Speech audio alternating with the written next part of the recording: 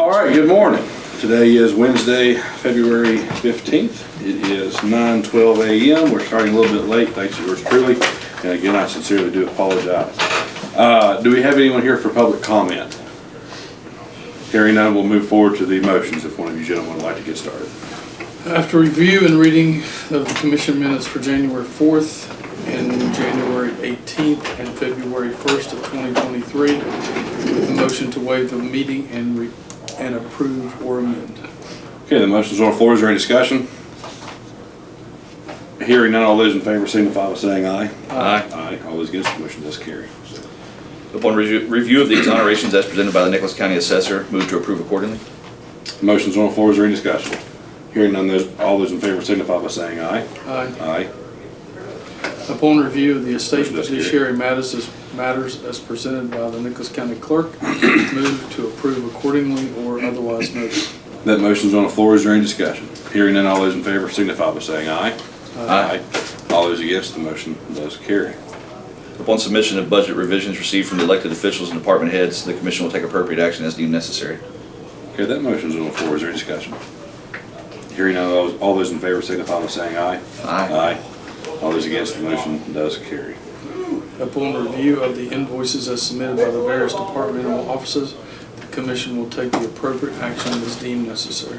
That motion's on the floor. How about any discussion? Hearing none, all those in favor signify by saying aye. Aye. Aye. All those against, the motion does carry. I do want to note we have a duplicate of the Red Cross lease. So let's just handle that at 9:30 so we can stay on schedule. Up now we do have the estate of Lillian Boone, and this is regarding a copy.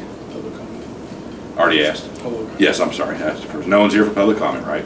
Very good. Concerning the estate of Lillian Boone, we have a copy of the will for determination. I'm assuming that's this file here before us. And then can you state for the record what the issue is? Are they on the phone? Have you called them? No. Oh, we need to call. Yeah. The people calling in. Here's the number. Let's recess until we get that. We are back from our recess concerning the estate of Lillian Boone regarding a copy of the will for determination. Would you like me to start with him? Yep, I can. Douglas Wells presented the will to us, but it was a copy. They don't know where the original is, so that's the purpose for the meeting. His sister Diana is supposed to be with him at this moment, and we're just here to discuss whether we can accept his copy. Okay, Douglas and Diana, I'm going to ask you all, I'm going to do the honor system here and ask you all if you would mind just to raise your right hands and look at each other and make sure each other's doing it. And do you and each of you solemnly swear to affirm that in the matter now in hearing your testimony will be the truth, the whole truth, and nothing but the truth, so help you both God? Yes. Yes. Very good. Okay, so this is a copy of the will, and can you explain why this was presented in this manner and all that for the commission's benefit? I think the will was stolen. Okay, Mom's house was robbed and it was in a lockbox and they thought there was money in it. They stole the lockbox. okay. And I don't think she knew we had to have the original, and she sent copies and thought that would be good enough. Understood.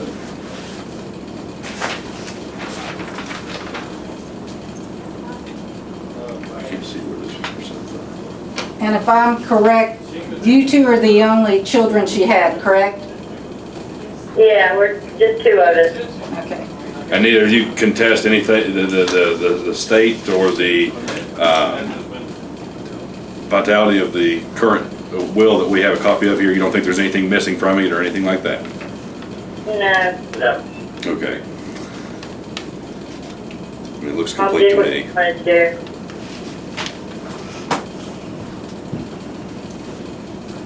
Do you all have any recommendation, or just as long as we review it, we're satisfactory with it? That's fine. Yeah, we agree. Yes, I'm with us too. I'll make a motion if there's no exceptions, we accept it. Okay. Anything you'd like to review or anything? I've looked at it. Are there any children who were deceased who have children who inherited? She did not have a will. The decedent didn't have a will. So, I'm sorry, we didn't catch that. okay, so we have Douglas and Diana. Are there any other children that were siblings that you all had in the family? No. Okay, so that would work. We're satisfied with that. Okay, Just, that was a question from our legal counsel. I'm sorry. We have a few displays set up here this morning. The phone's kind of we covered up. have, we're okay. But anyway, so you want to clarify your motion one more time? I'll make a motion we accept this, as long as that any heirs would be involved, have no problem. Okay, that motion's on the floor. Is there any discussion? Hearing none, all those in favor signify by saying aye. Aye. Aye. All those against, the motion does carry. So Doug and Diane, I appreciate you all calling in, and I'm sure the county clerk staff will take good care of you. I appreciate you. Thank you. Thank We'll you. call them after the meeting. And they are saying they'll give you a call here After the shortly. meeting, yeah. Okay, great. All right, hey, thank you all very much. Thank you. All right.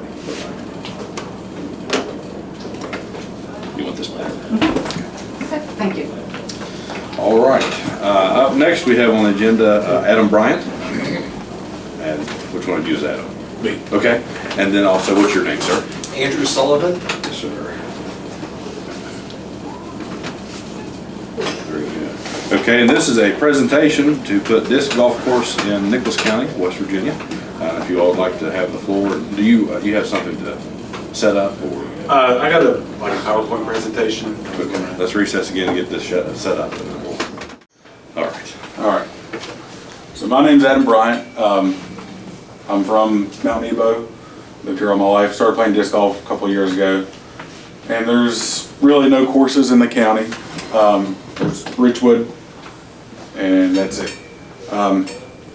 We talked before at the Parks meeting, but I wanted to give a quick presentation on what disc golf is and how there's a need in the county for a course, maybe more than one. So we'll get started. What is disc golf? Started in the 70s. You play it just like golf, but instead of ball and club, you use discs. You have a tee-off area, and you try to get it in this basket.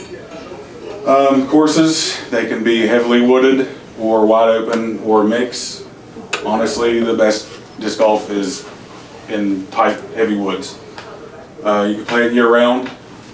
There's no season. You can play it in the snow, rain, shine. And it's a growing sport. There's 2021 UDisc, which is the app that Disc Golf Review use. Has a list of all the courses and you can keep score. There were 1.1 million UDisc users, and 49% of those users scored at least one round a week, and that tells you that people who play often. Also, not every disc golfer uses UDisc. I know several people I play with all the time that don't even use the app. So that 1.1 million, there's many more players in the country. The picture on the side, this is the disc golfer's code. You can read it there. Play smart, respect the course, and represent the sport. That just means don't throw at people walking by. Don't litter, don't deface the course, and also teach others to play, be respectful. Yeah, so we'll move on, maybe.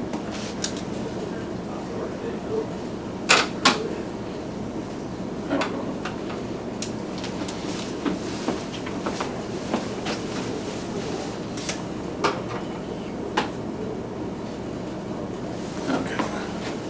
So, who plays disc golf? Pretty much all age groups, all races, all genders, all religions, all political affiliations. I have friends who are 70 that play, and I have played with people who are kids. It's a sport for everybody. Great for families, and also it's very cheap to get into. These discs. A nice disc, premium plastic, would be like $20. but you can get them cheaper. You can buy used discs, and they're great.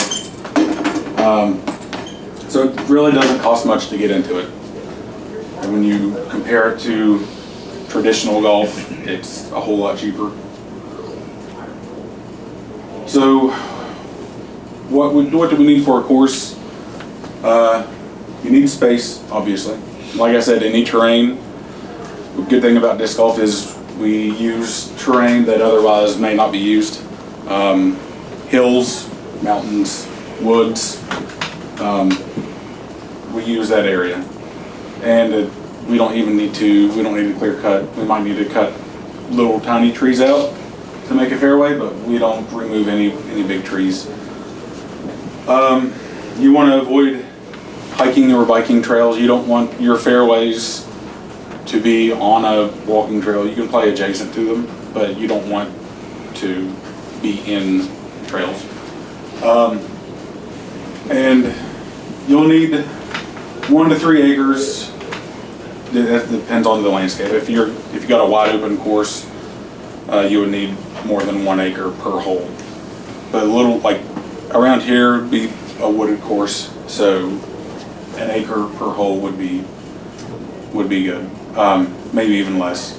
For clarification on it, I think this is where we ran into issues the last time.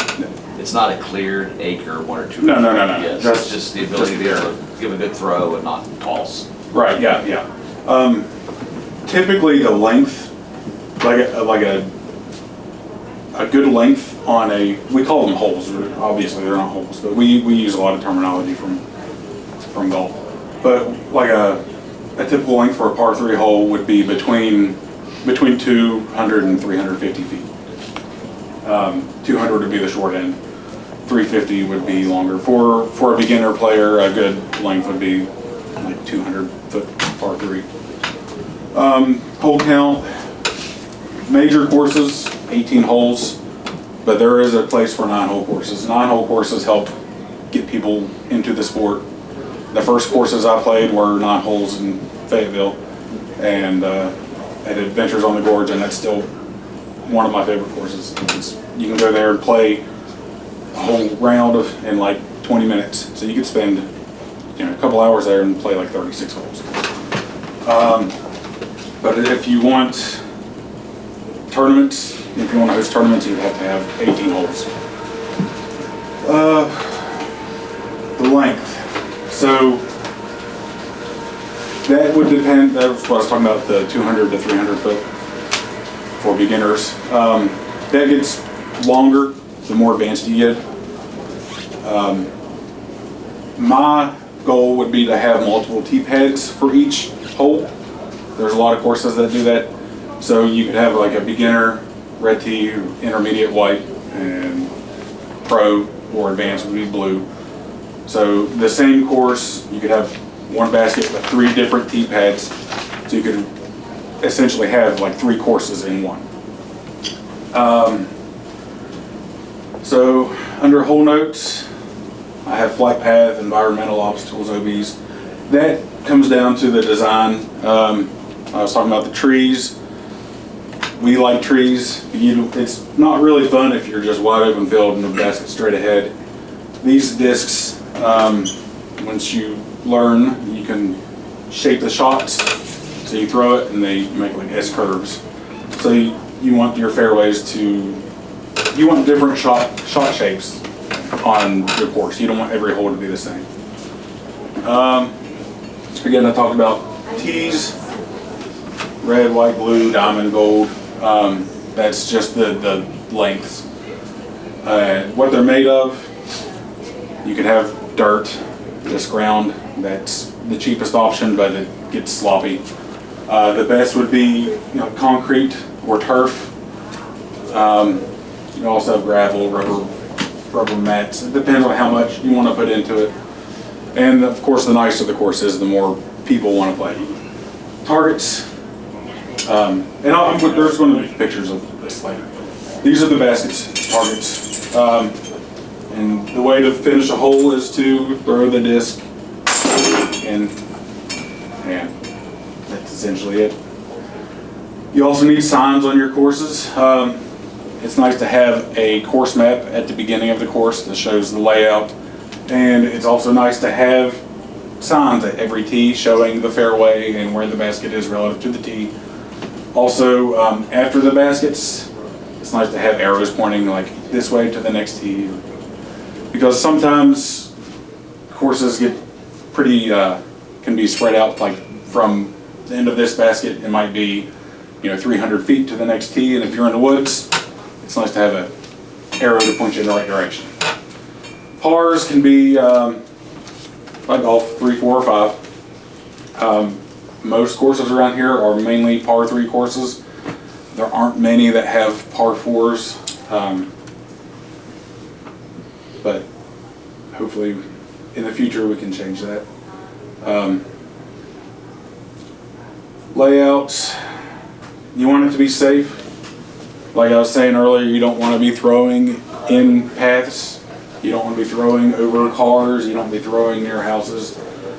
And also you don't want the tee pad right for the next hole right next to the basket of the previous hole. You can run into some problems with that. And that flow comes into play. You want the course to have a nice flow so it's easy to follow. And also that comes into the safety issue. You don't want to finish a hole and then have to walk back down the fairway to get to the next one. And then the Americans with Disability Act compliance.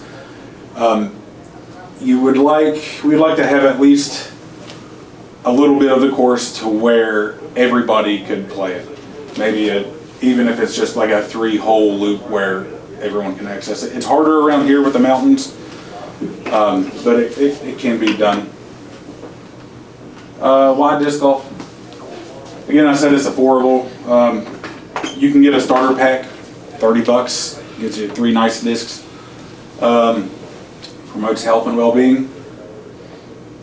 You're essentially hiking when you're playing disc golf. I call it hiking with a purpose, playing fetch with yourself, whatever you want to call it. Whenever I play courses around here, if I play 2 rounds in a day, I'll get 20,000 steps and 10, 12 miles, something like that. Serves the community. It gives people something to do around here. There's proof that where disc golf courses are, there's less illegal activity in that area, like less drug use and less vandalism. Because, like I said, we use areas that most people don't put anything in. So if we're there playing disc golf, people don't want to go there and shoot up or anything like that. And also, we take care of our course. If we see someone vandalizing anything, we don't have many courses, so we're like, hey, it's ours, don't do that. And again, I said makes use of previously underutilized areas. We like the rough woods. Not many other people do. Can boost local economy. It's not going to be a huge boost, but I know I travel. On my days off, I go places to play, mainly because we don't have nice courses around here. So I'll get on UDisc, I'll look up nice 4 stars. I'll drive 2 hours to play. While I'm there, I buy gas, I go out and eat. When I go to tournaments usually have at least 70 people showing up to play.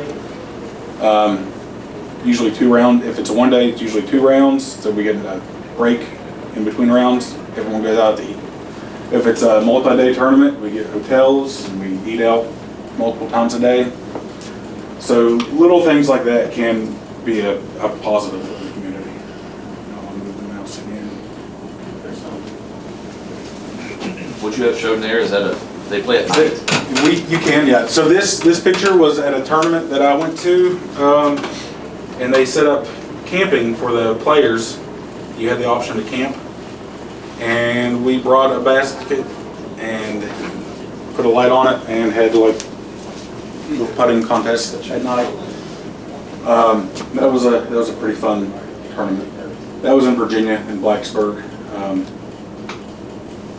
But yeah, that night, we call it glow golf. This is actually a glow disc. They make discs that glow in the dark. You put a light on the basket, it illuminates the basket like that, and you throw your glow-in-the-dark discs. It's a lot of fun. Falling behind. So this is a screenshot from UDisc. You can see West Virginia there. All those pins, those are disc golf courses. I think this one might be this is filtered by, I think, 18-hole courses. That's what this one is. So these are all the 18-hole courses. You can see there aren't many in West Virginia. And if you look where Summersville, Nicholas County area is, there's nothing. Basically I think that one is Fayetteville. So from Fayetteville to Fairmont, there's no 18-hole courses really. Right now there's only one public course in Nicholas County, Richwood. Currently has a 3.3 rating on UDisc. And when I made this PowerPoint, it was like September. It may be lower now.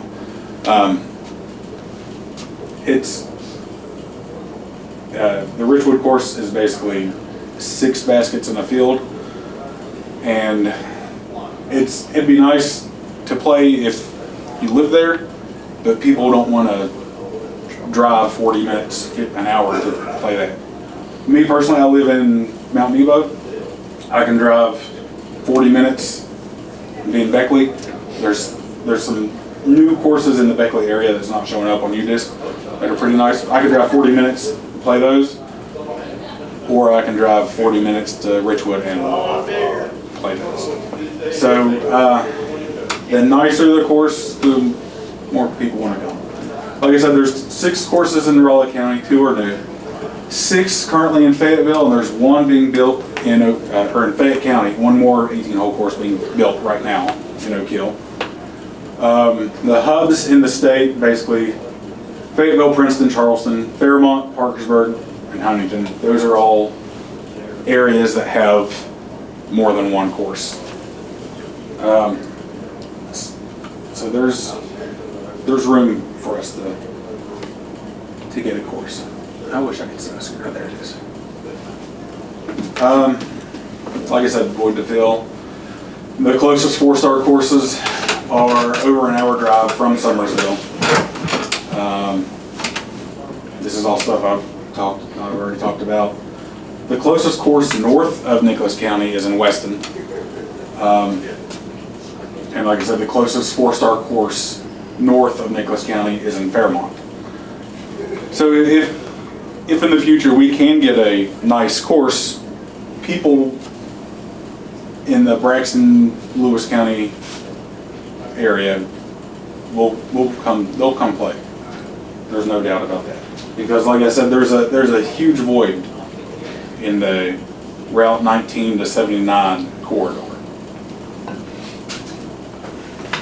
This is another picture. These are the 4-star rated courses. I'm zoomed out on the right to show the states around. North Carolina has tons of courses, and we're lacking. Zoomed in a little bit on the left, so you can see there's the cluster in Charleston. There's one or two up in Fairmont. There's some down in Greenbrier County, but there really aren't many nice courses in the area. Fayetteville has nice courses, but when I was talking about the elements of a course, the signs and the tee pads and everything, there aren't many courses around here that have all of those elements. Andrew designed a really nice course at 4-H Fayette County Park. Has great tee pads, great design. It's a challenging course, but there's no signs. And honestly, that does make a difference when people rate the courses on the app. So we need to cross all our T's and dot all our I's. Another map showing all the courses regardless of size or rating is on the left. You can see that cluster in Fayetteville. And then I think one of those is Richwood. The other one is like a private course that someone listed, but you can't, I don't know why it's showing up as a public course. But you can see that, like I was talking about, the big gap, Summersville to the Weston area, there's no courses. And even just the middle of the state is a desert when it comes to disc golf. And then on the right, those are the 18-hole courses with 4-star ratings, and that's the whole state, basically. There's a couple in Charleston, Greenbrier State Forest, Glenwood and Princeton, and there's a couple in Fairmont. So they're all spread out. What do we need? We need land. This is all for if we wanted an 18-hole nice course. I estimate 20 to 50 acres, which that would be the high end if we want a really nice course. Clearing, design, and installation can be done by local volunteers. We wouldn't have to hire an outside company to do it. The disc golf community, we come together and we can clear it. Andrew has experience with course design, and we have access to other people who have designed nice courses in the area, so we wouldn't have to hire an outside designer to come in and do it. We could basically do it ourselves. If the course is on public property like a park staff could help like pitch in and do some of the cutting that we would need. Targets, the baskets, 5,000 to 9,000. I have a few quotes from different companies. The top of the line high-end baskets for 19, which would be 18 holes plus one practice basket, would be like 11,000. But that's the top of the line, the best baskets on the market.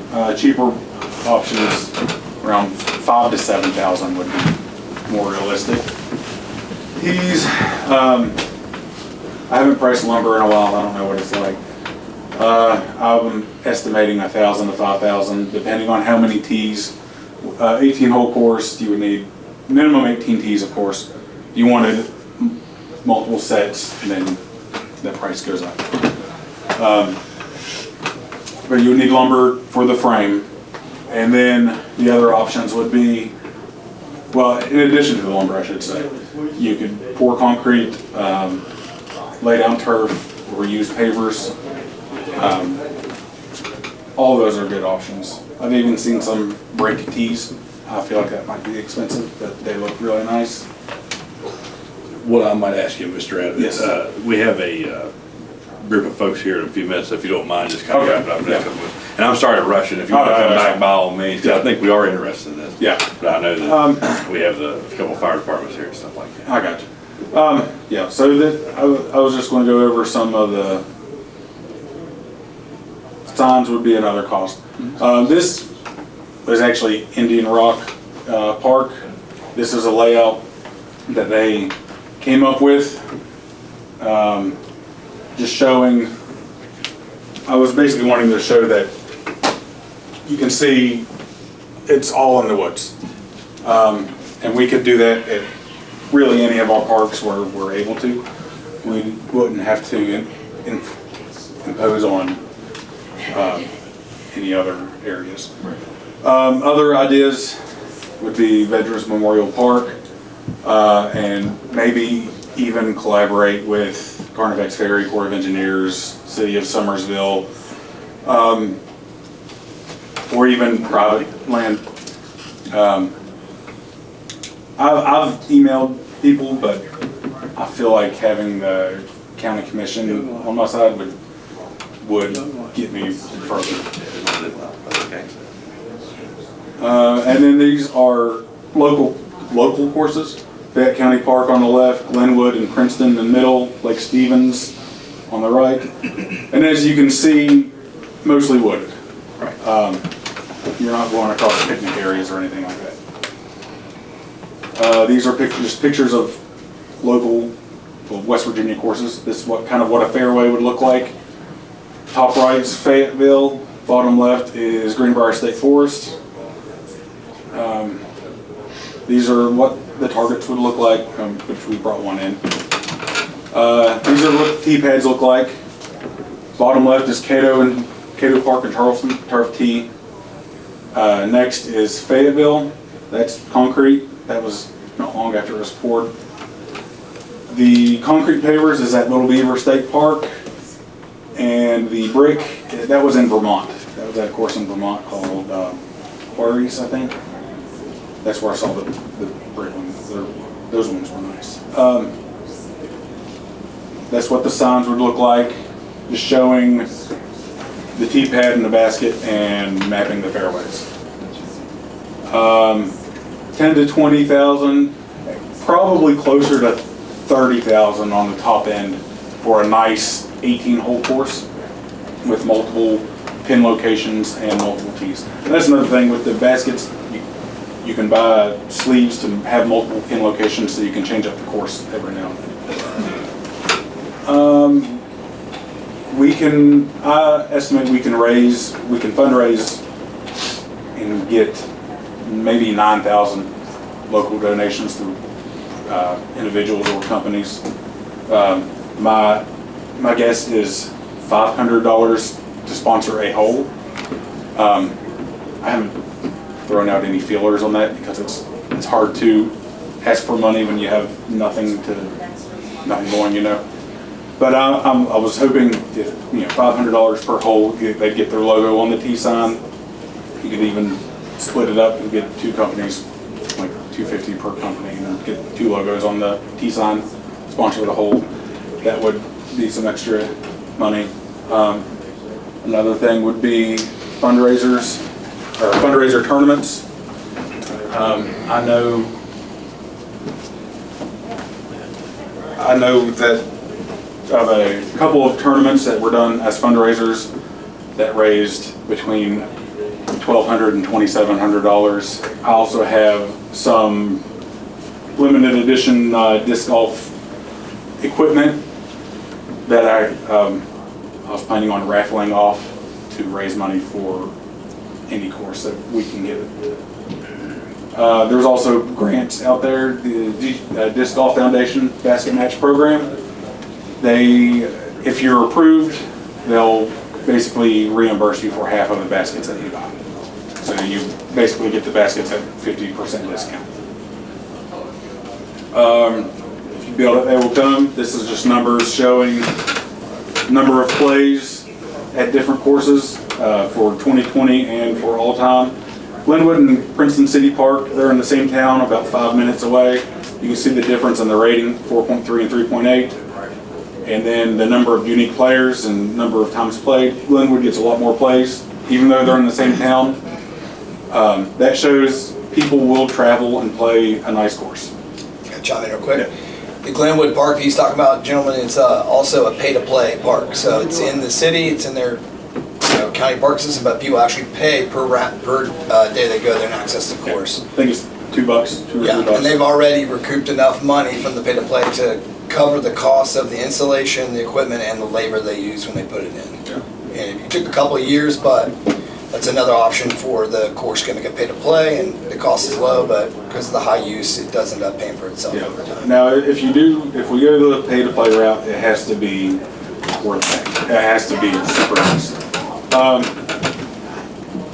We can dive deep in these numbers, but I'm not going to. Moon Tree is a new course. These are numbers through September. So you can see Moon Tree got 59 plays in the first month it was open. Lake Stevens, it's not even listed on UDisc. Publicly, you have to search it, and it still has a lot of plays and a high rating. This is numbers from tournaments, just number of players and how many courses were used. And I know I'm short on time, so I won't get into that either. That's it. Any questions from anybody? I'd say if you could get any of that kind of like in a document sent over. Yeah, I printed out, Okay, yeah. which is not great. I can. There's an email. Okay. That's our group email if you want to send that. Yeah, We appreciate you all coming in. That's it. I can. I'll email you the actual PowerPoint, and I got printouts of it also, and we'll figure something Great. Let's go ahead and recess real quick and we'll get ready for the next. Okay, we're here now with Sheriff William Nunley and the few members of the Summersville Fire Department. I'll have everybody announce themselves here in a moment. And this is concerning the dedication of the flag that was used during the Thomas Baker service. So, rather the Sheriff or Assistant Chief Bell, if you, whoever would like to get started. Well, I'm here on behalf of the fire department, the members. This flag was flown actually when Tom was brought home, and then during the funeral procession. We'd like to give it to the Sheriff's Department in memory and remembrance of Tom and his service and his ultimate sacrifice. And we had this made by an individual to present to you guys, and token of our appreciation of what you guys do every day. Thank you. Yes, sir. Appreciate it. Thank you. It means a lot. Those the many people throughout our county are his family, friends, our colleagues at the Sheriff's Office, citizens throughout the county. But our plans is when we are able to get in our new building, this will be displayed on a wall in memory of Sergeant Tom Baker. So we view for the public at any time they come in our building. Perfect. Appreciate you guys and everything that you do. Thank you. In times of need for our county. Thank you, Commission, for having us. Thank you.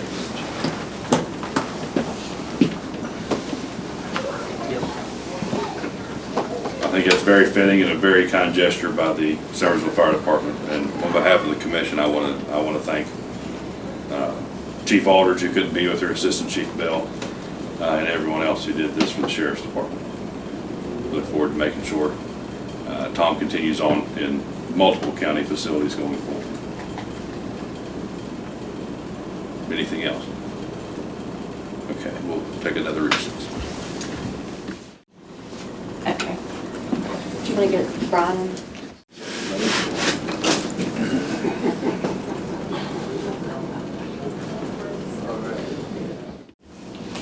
Recording in progress. Okay, and now it's the Commission's distinct pleasure to have with us here today Mr. Chris Warner. Mr. Warner is the Executive Director of the West Virginia Economic Development Authority. Mr. Warner has agreed to join us here this morning to talk about a few programs that program holds for the state. So, Mr. Warner, the floor is yours. Thank you. Where do you want me to present from? Up here, if you don't mind. Okay. Let me do this. I'll have this out to you in just 1 minute. Okay. Got to tell you, I'll never forget, about a year ago, Director of Financial Services came in my office and said, we're going to be out of money in 30 days. And I'd heard that before from my spouse, my wife, and that's not a good day. You remember that day. But from that meeting, I was able to ask him several questions. And I said, where are the loans going that EDA is making? I want to see a map that shows it. He goes, well, we don't track that. I said, well, we do now. I want to see where those are. I wanted to make sure they weren't all going to one county. So we have now tracked, and I want you to have,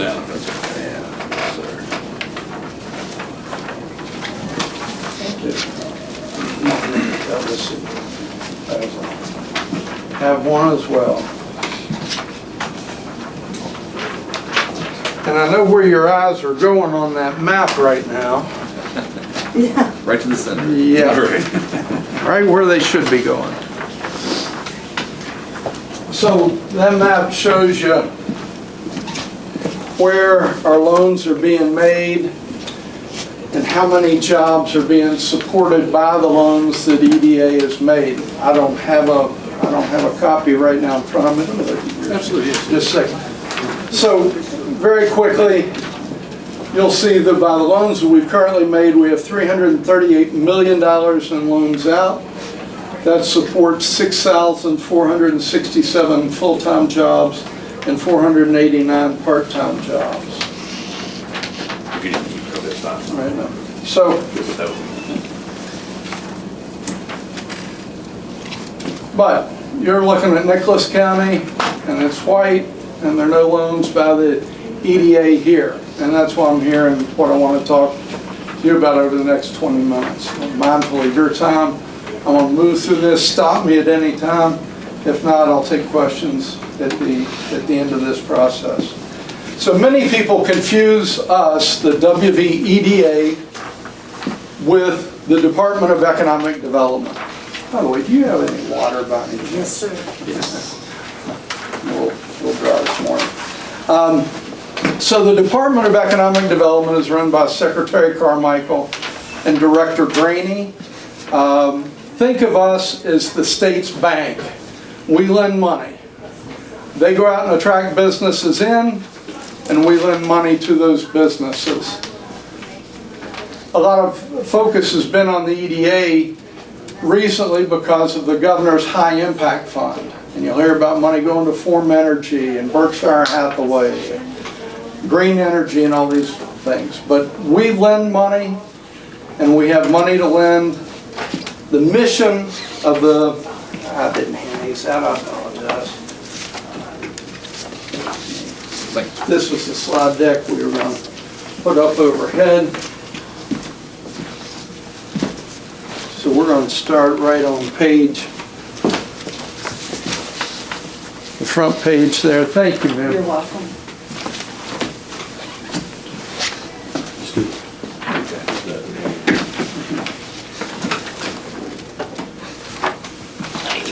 All right.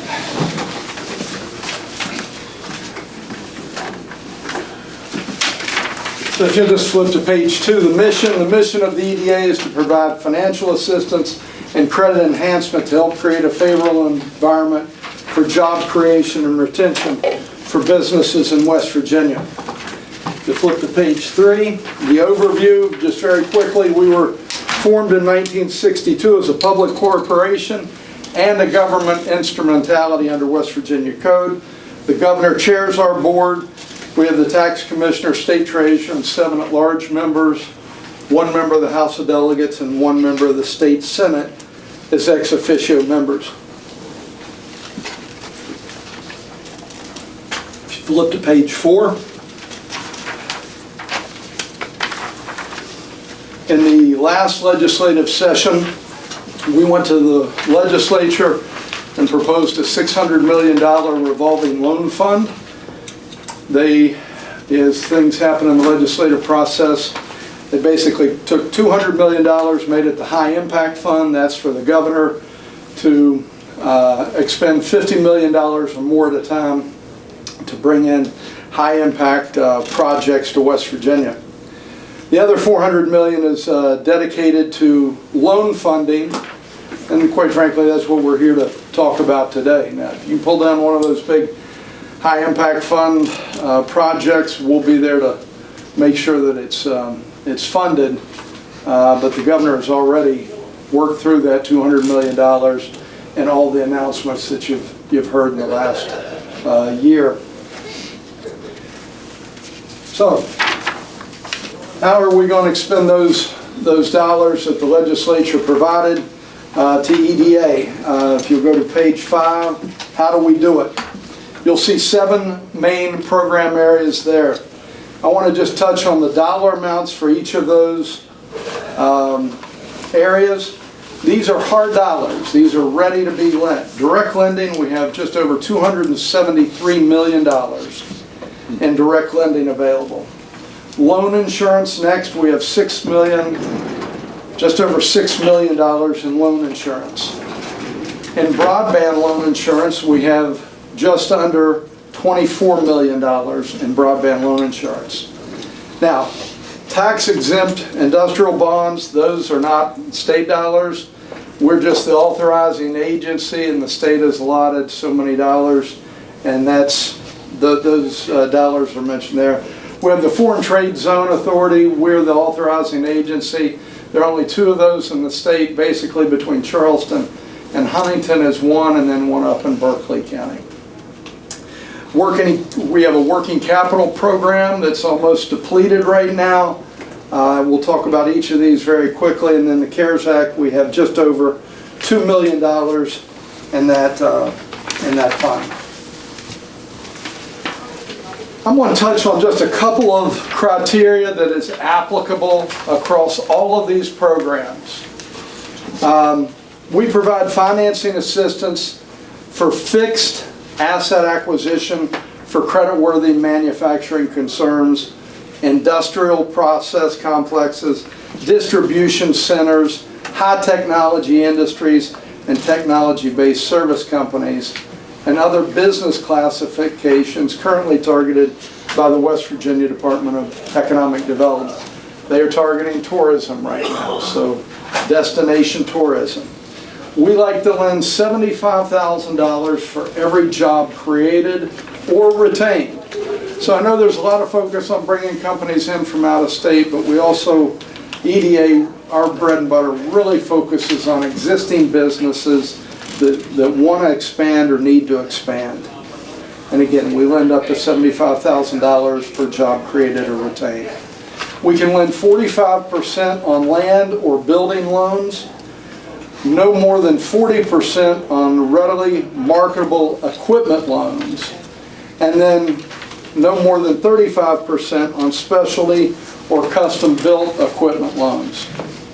So it takes another bank, it takes another institution to be involved with us as well, and then the owners kick in 10% equity on any of these projects. So this is not just free giveaway grant money, it's loan money, but we make the difference many times when a bank says somebody needs $10 million for a manufacturing concern, and they say, well, we can get you 7.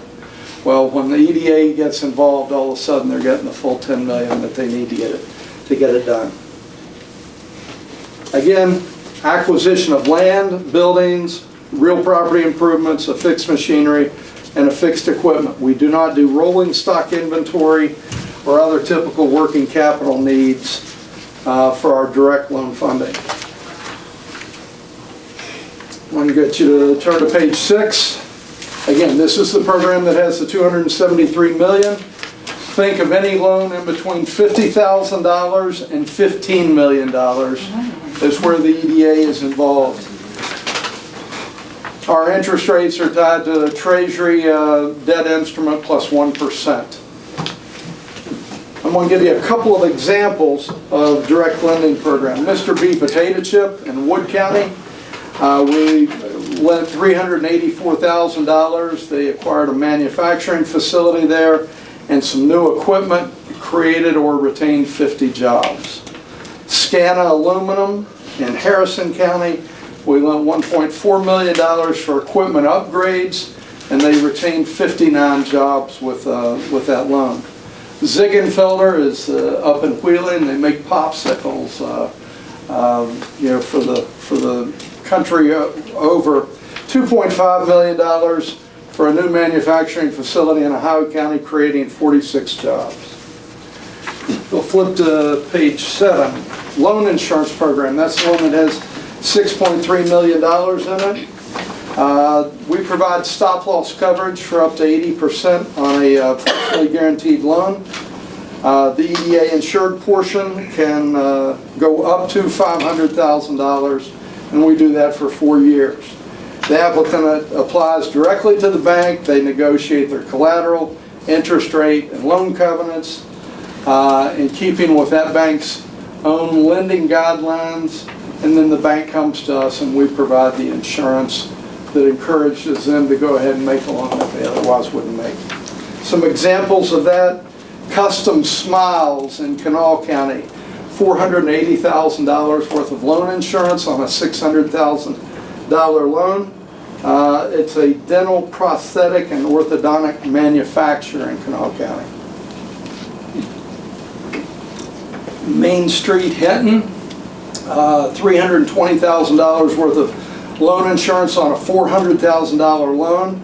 It's for an acquisition and operation of a long-term care facility in Summers County, creating 26 jobs. And Troy LLC was $499,000 in loan insurance on a $624,000 loan. It was used for the acquisition of non-woven textiles manufacturing in Ritchie County for 66 jobs. Broadband loan insurance, $23.4 million on page 8. This program allows for the extension or expansion of broadband service to unserved or underserved areas in the state of West Virginia. Again, 80% of a bank loan for broadband infrastructure or development is how this can be used. The insured portion of the loan cannot exceed $10 million. An example, I took 9 different loans that we've done there. Just over $23 million issued to support the initiatives of 9 ISP projects in West Virginia. ISPs benefiting from the program to date are CityNet, Digital Connections, Micrologic, and Gigabeam Networks. The service areas presently benefit areas in Harrison, Roane, Upshur, and other areas in north central West Virginia. We'll go to page 9, tax-exempt industrial bonds. Again, we're the authorizing agency. There's about $215 million available there. The EDA administers the state's annual tax-exempt bond allocation. Last year it was $335 million. That comes from the U.S. Treasury, and it's for the issuance of tax-exempt industrial revenue bonds for qualifying projects. Most of these, an example would be coal waste management facilities throughout West Virginia. The 2022 allocation to the statewide cap of $201 million was fully distributed. So we count on doing that each and every year to fully distribute those funds. I'm going to gloss over the foreign trade zone that we talked about. There are only 2 of those in the state. We're going to move on over to the working capital loan program. The WVEDA may consider a request to finance permanent working capital loans up to $500,000. It's a very limited pool of funds derived from formal federal resources available, non-revolving working capital loans. Eligible uses of the loan funds are for the acquisition of land, buildings, real property improvements, of fixed machinery, of fixed equipment, or permanent working capital needs and recovery. I'm going to ask you, I want to mention one thing before I wrap up on all of these programs.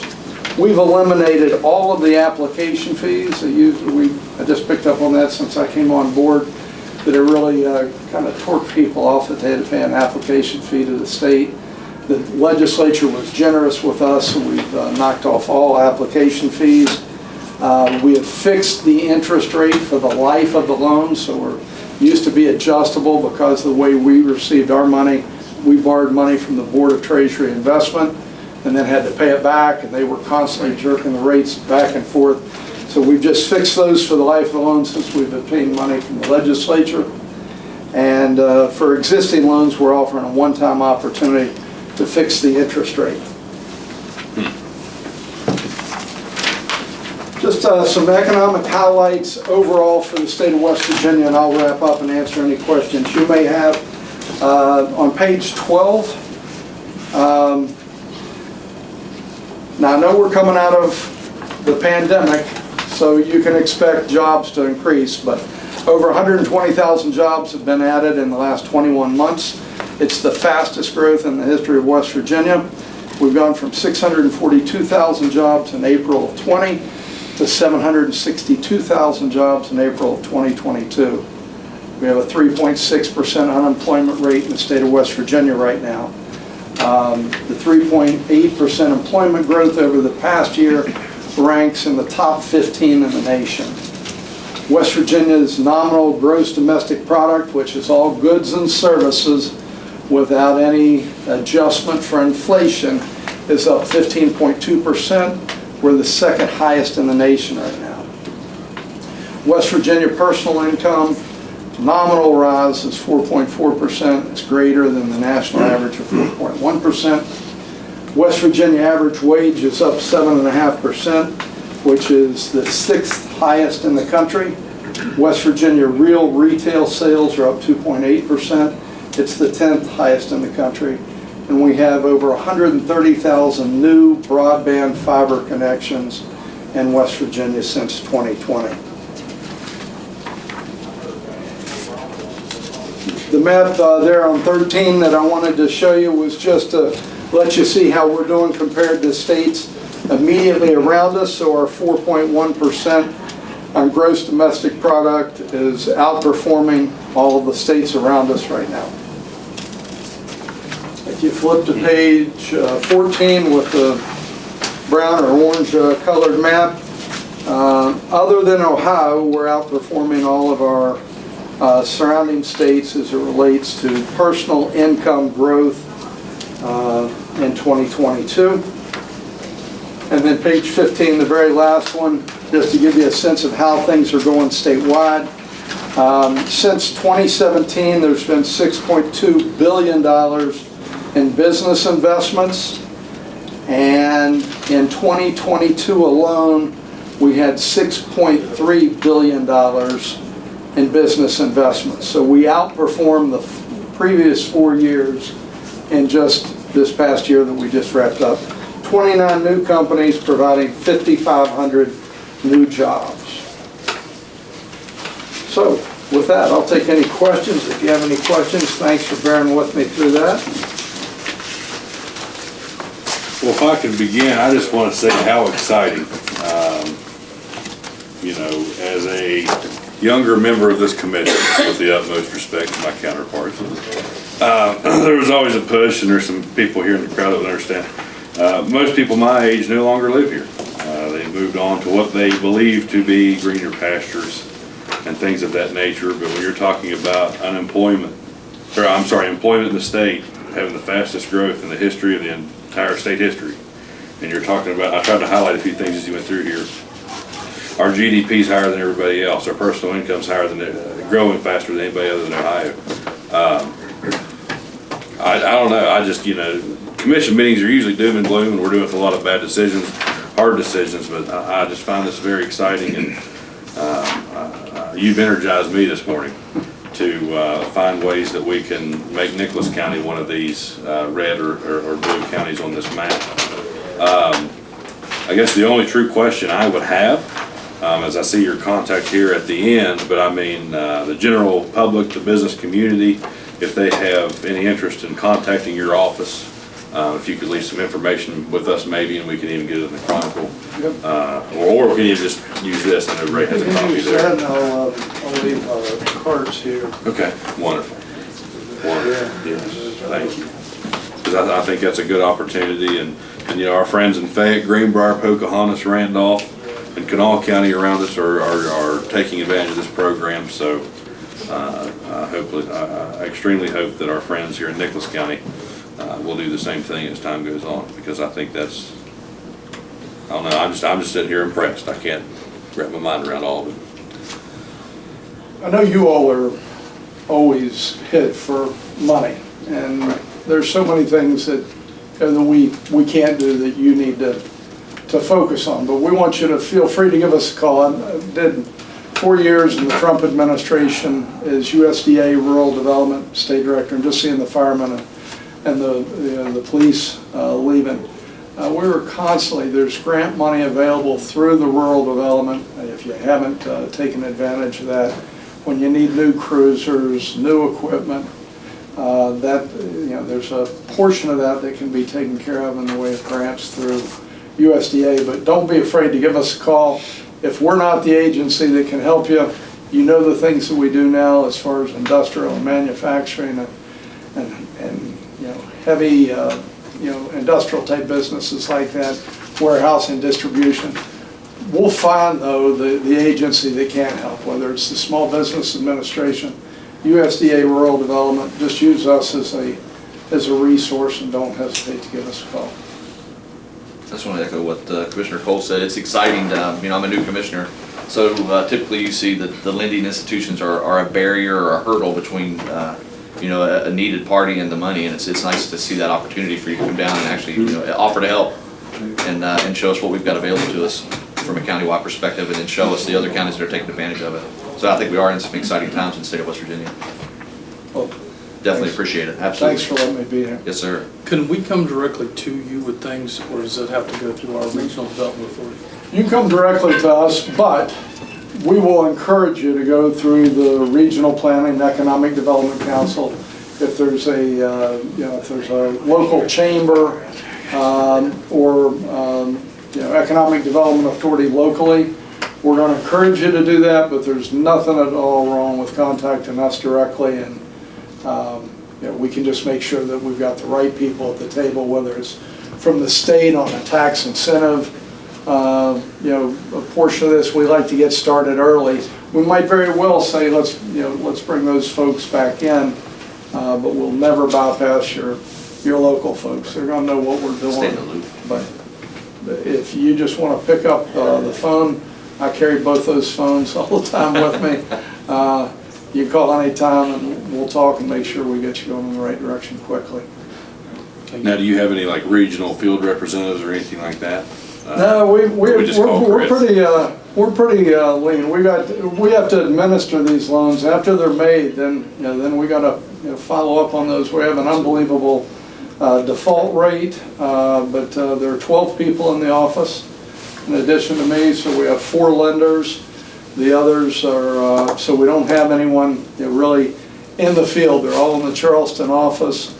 But the lenders will take off, and if you call and say you got somebody coming in that you're trying to attract and you want them, present, we'll make sure that we're there if they want to talk financing, and if you need somebody from the Department of Economic Development, we'll make sure they're present as well.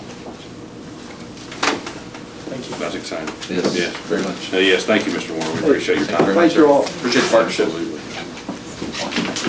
Let's go ahead and take a quick break. Recording in progress.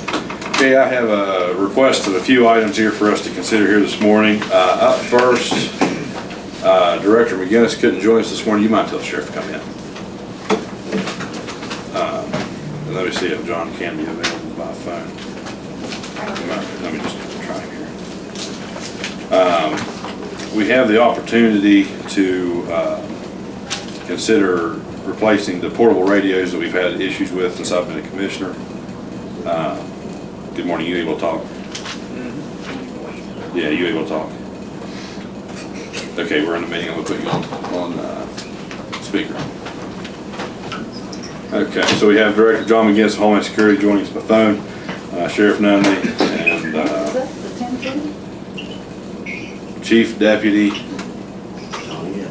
Evans. Well, I don't want to call you back. All out of respect, all out of respect. But the first thing on my list here again is for the request on proposals on new portable radios. Director McGinnis has worked on this, and John, if you'd like to expand on this just a little bit for the benefit of the group. Yes, sir. First, I'd like to apologize for not being there, as I'm at Trooper Sample Services today. But I thank the commission for allowing me to come down here to represent Nicholas County. As far as the radios concerned with our portable radios, myself and Sheriff Nunley and Chief Evans have been working on this for quite a while now. The life expectancy on our old portables are maxed out. The two-way communications, who does all of our radios and everything like that, has advised us that they will no longer work on those radios, nor are there parts to get those radios. So we've been doing testing on radios for over the past couple months now, and we've come to the conclusion that the Motorola portables, which is the Apex 4000 series, would be beneficial to go ahead and replace. I have a quote for 30 radios. Okay, and let's not announce the amount because we're going to have to put this out for bid. I just wanted to clarify that, right? Yes. I have 30 portables listed on the quote I received, which will get all the sheriff deputies, a new portable. The sheriff's departments will have three spares in their office, and then I will have 6 portables for Homeland Security in case of an emergency in the county. I would like to go ahead and put this out for bid. That way we can get them in. The timetable that we're looking at after we order them is roughly 30 to 45 days. Well, I'll say, and of course, I've worked with Director McGinnis and his staff and the sheriff a little bit on this. I know they've worked well together, so, you know, but I absolutely believe we don't have a choice here. If you just want my frank opinion, it's overdue time. We've tried to stretch it as long as we can. And this is one thing I don't believe we can necessarily wait on for after the completion of the 911 center. I don't believe we'll have the funds remaining from that loan to do this. And so I think it is something prudent for this commission to take up now and try and find an avenue to fund these, depending on how the bids come in. Yes, I agree. We still can deny any bids if they're too high or anything like that. Right, yes. Right. So we're looking for a motion to pursue on the bidding aspect of it? That would be my recommendation, please. Yes. I'll make a motion that we move forward on a bid request for the radios. Looks like it was 36 total radios. 30 total, John, let's clarify for the record, 30 total portable radios. Yes, sir. And you can get the specs of that unit that you and the sheriff have agreed on to Patty for her to be able to do the publication. Yes, sir. I can take that to her first thing tomorrow morning. What is it? Are they not on state bid, John, or do you know? I'm not sure, but I would say yes. So if it's on state bid, we don't have to bid it out. So maybe, and Commissioner Chapman is asking if there's any opportunity for us to be able to do a trade value back on the current units we have, or is that something we have to sell separate, or will they even take these? Due to the life expectancy and them no longer working on those or getting parts, it would be our best option to reach out to other counties throughout the state to work with them on the sale of those, or we will put them on gov deals. So perhaps, let's regroup on March 1st? No. Yeah, March 1st. Director McGinnis and of course traveling and everything else, just between now and then, if you wouldn't mind to see if we can find that these are on the state bid or not. They should be, shouldn't they? I'm gonna say that. Okay, so let's check, and I'll work with you on that. Let's check on that. If anything, we can put out a request for the proposals on March 1st. Yes, sir. Is that acceptable with you all? Okay. Yeah, let's do that. And if you all don't mind, let's do this out of order to be out of respect for Director McGinnis while he's at Trooper Samples, correct, John? Yes, sir. Yeah, Trooper Sample Services, because I want him to have plenty of time to get there. If we'll drop to number 8 on my appointment, concerning the request for proposal on ambulance coverage for the underserved areas of Nicholas County. In preparation of this, Director McGinnis and I have met with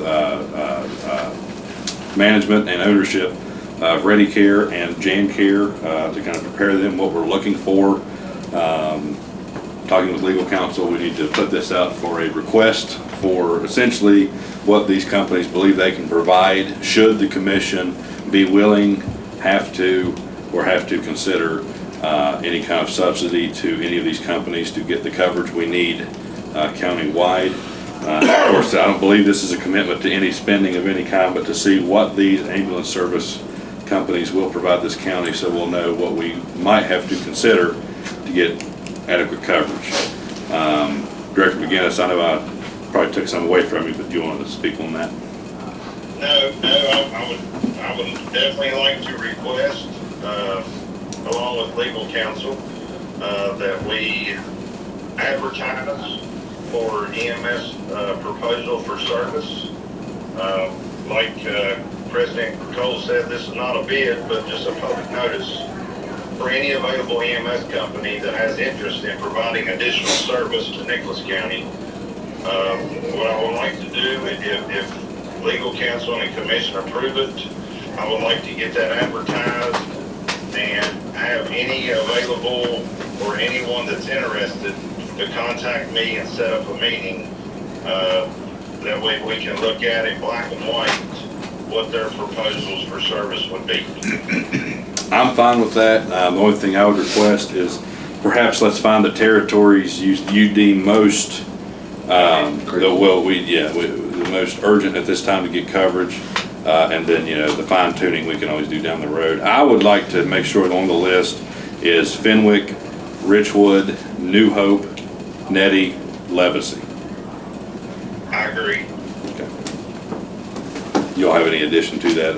Is that enough good territory? Because I mean, really, we have coverage at times in those areas, but we don't have as consistent coverage as we're tasked with at least trying to provide. Yes. What I'd like to do is have whoever's interested in contact me before March 3rd, and then we can have meetings after that from March 3rd to around March 22nd, and then come back at our first April meeting to discuss the proposals.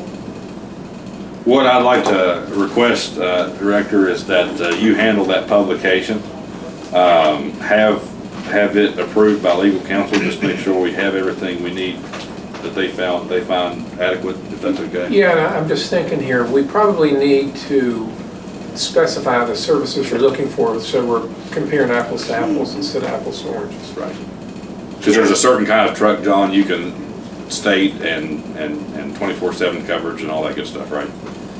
Yes, sir, and I'll work on that proposal tomorrow and walk it over to legal counsel either tomorrow afternoon or Friday if he's available. I think somewhere in that verbiage needs to be 911 runs. Right, right, emergency yes, service calls, yes, not yes. transportation calls. Absolutely. Yes. That we're targeting the right 911 folks. calls, Most yes. definitely. Setting expectations correctly. Most definitely. Is there a motion to allow Director McGinnis to send out that request for proposals? I'll make that motion. Commissioner Chapman made the motion. Any discussion? Hearing none, all those in favor signify by saying aye. Aye. Aye. All those against, the motion does carry. Let's Director? do a motion on the radios that if it's not on state bid, he can start doing that request too. That'd be good. Okay, so Commissioner Roberts, you made that motion, so if you're willing to do an amended motion? I'd like to amend that, provided that he's not, that those aren't on the state auction websites. State bid. State bid website, that he go out and go ahead and start that. He can go ahead and do a request for Start that financial proposals. request, yes. Okay, John, do you understand that? Yes, sir. Okay, and have Administrative Assistant Neff help you with anything like that. If you can handle both those requests and get those out. And just run that by us to make sure we get adequate time, and Patty can explain the time frame we have to do and all that. Yes, sir, I'll start on that tomorrow and I'll keep you all posted. Okay, I'll be out of town tomorrow, Friday, I'll get with you and talk to you soon. Okay. Hey, you get to your services, I appreciate you going down there, and if you need anything of us, give me a call. Yep, thank you all, and I will talk to you all later. Thank you, John. Yes, sir. Up next, we have, we'll get back on track. We do have with us Mr. Corey Chambers, who is, are you a member of the board? Liaison to the board. Liaison to the board for the Richwood Armory. And we have a request concerning the basketball floor project of the Richwood Community Center. So I do have copies here for you guys. You'll notice some whited out areas. Those are just businesses we're still working with. Since they weren't finalized, I didn't want to put them in print officially. Thanks, sir. So first I'd like to thank you all for hearing our proposal today. We are in what would be now the third year of the remodel of the Richwood Armory. It's been a very successful project thus far. The building has been completely transformed from its state that it was in 3 to 4 years ago. Completely new heating and cooling system, complete bathroom renovation, complete kitchen renovation, as well as kind of a complete structural tear down of the gymnasium area of what a lot of the piping and different things that was in there before that was required by the Army National Guard. as well as a lot of different plumbing elements and electrical elements that we had to deal with since the building had been sitting vacant for so many years. To be transparent, the city still owns the building. The city covers the insurance policy on the building. The city of Richwood also takes care of all garbage and water needs for the facility. There is a board of individuals that is made up of community members as well as leadership from the Cherry River Foundation, the Empowerment Corporation, as well as the Chamber, the Richwood Chamber, and a couple other just kind of involved community members. Mary Jane Williams leads our kind of day-to-day of the project management of this. And I, as the president of the Cherry River Foundation, assist her in fundraising needs as well as any other proposal elements, contract bids, and things that come along with the building project thus far. So what you have in front of you here is actually a proposal for a new basketball court in that area. The gymnasium area is currently utilized by multiple youth sporting clubs, basketball being one. Baseball, not only youth, but also our high school team, actually starting, I believe, next week, will be utilizing it as well.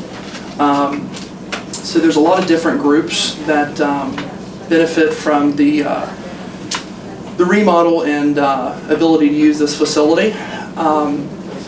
Right now, the current floor is a just concrete base.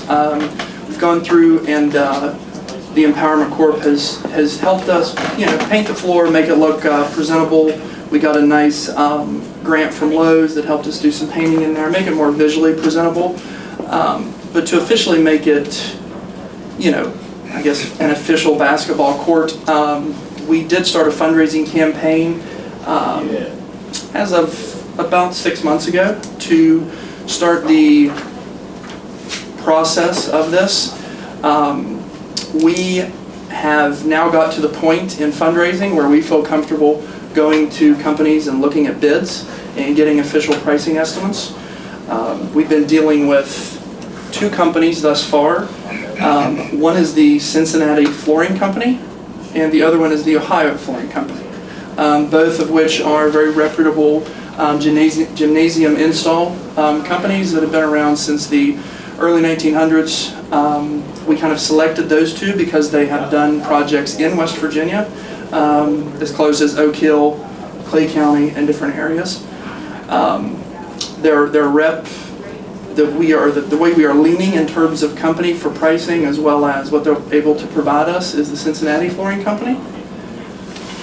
There's a couple different options on flooring that are available for our situation. There's a synthetic flooring as well as a hardwood flooring. Just to give you roundabout budget numbers that they provided us for the hardwood aspect of this, they are budgeting anywhere from $140,000 to $155,000. That is purchase of materials as well as install.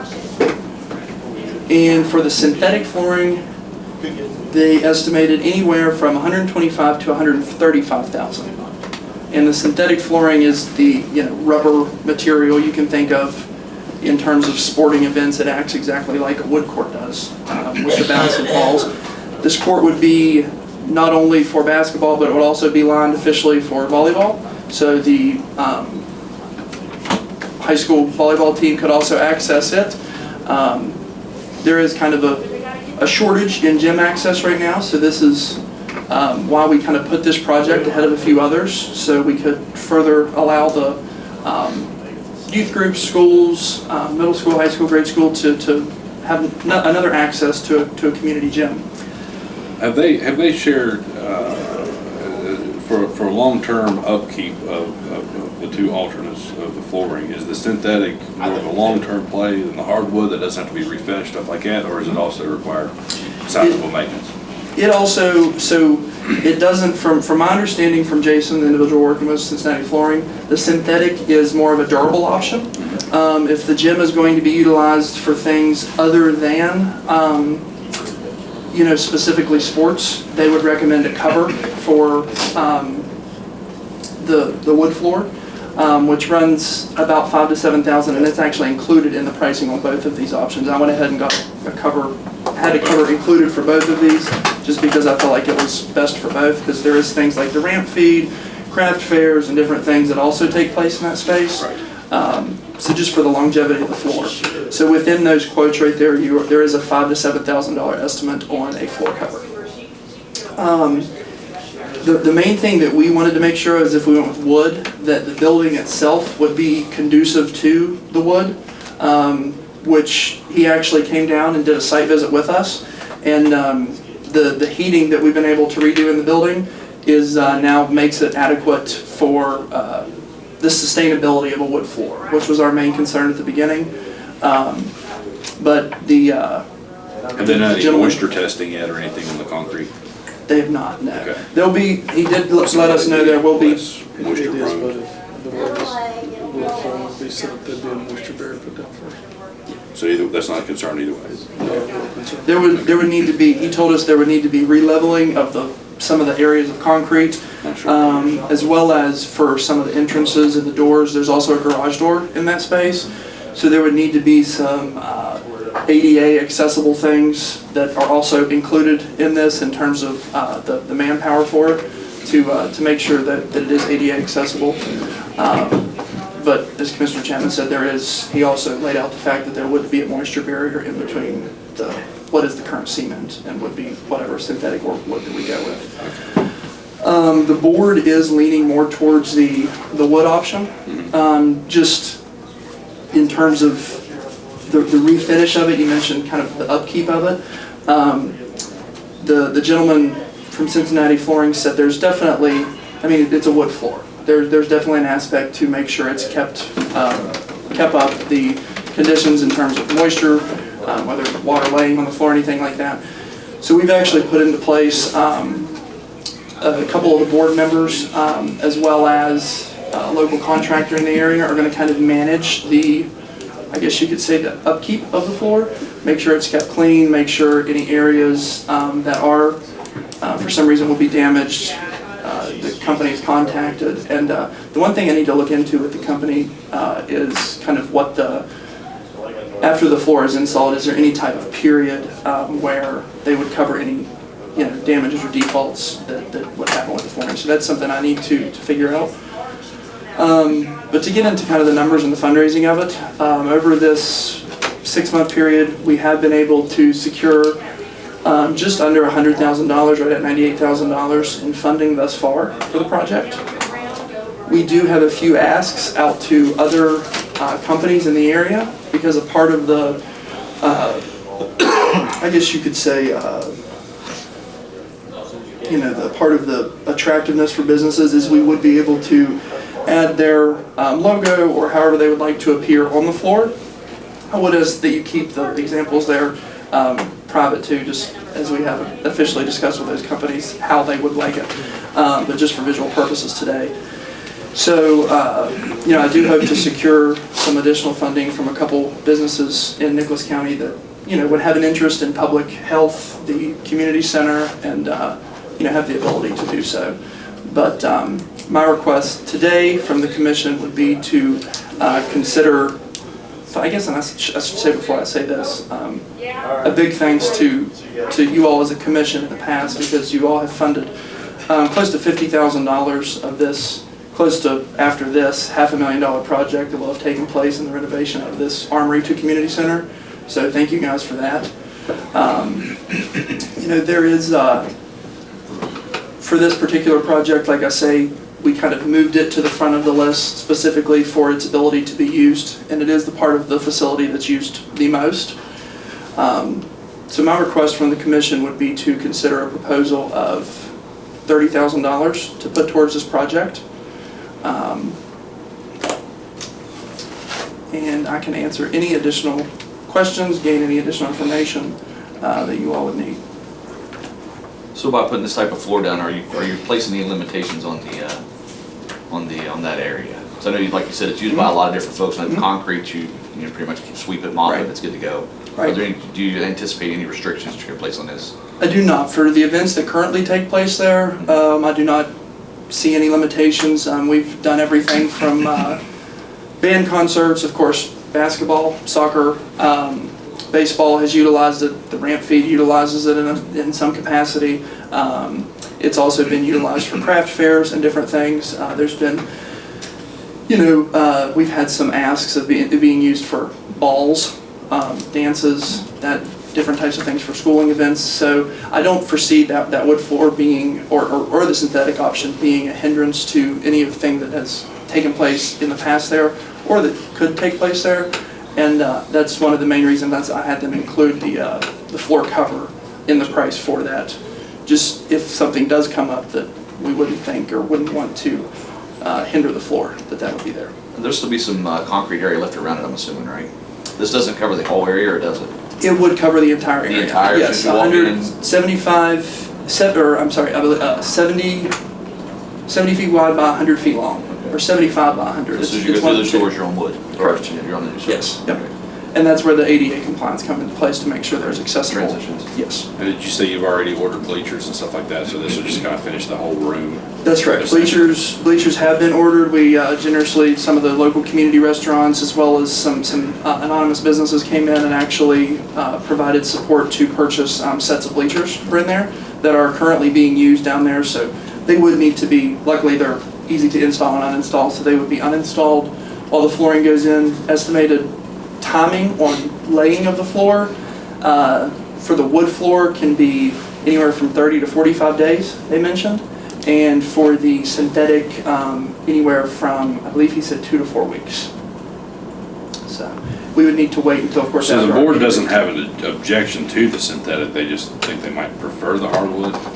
That's correct. There's no, both flooring options are, in terms of sustainability and use, they really, there's not one that outweighs the other. I mean, let me ask you this, and I don't want to speak for my counterparts, but just for me, you're at 98, you need worst case 135. If this commission funded $37,000, would they just choose the synthetic and get started so the kids can use it this spring? I don't want to speak for them, but Right. it's definitely an option I would love to be able to take back and present to them. Are these the only two options you've looked at In terms of companies, in terms of this floor? Because there's other options. we've only looked at hardwood and synthetic. Yes, sir. Because we've put down 2 floors for half this one. Okay. And you can go look at them if you like. One's New Life Christian Academy and one is Gilgal Methodist Church in there too. Okay. And it's a whole different setup. The one at Gilgal looks like a wood floor. Mhm. But you should probably go look at those because you could probably do this for $75,000. Okay.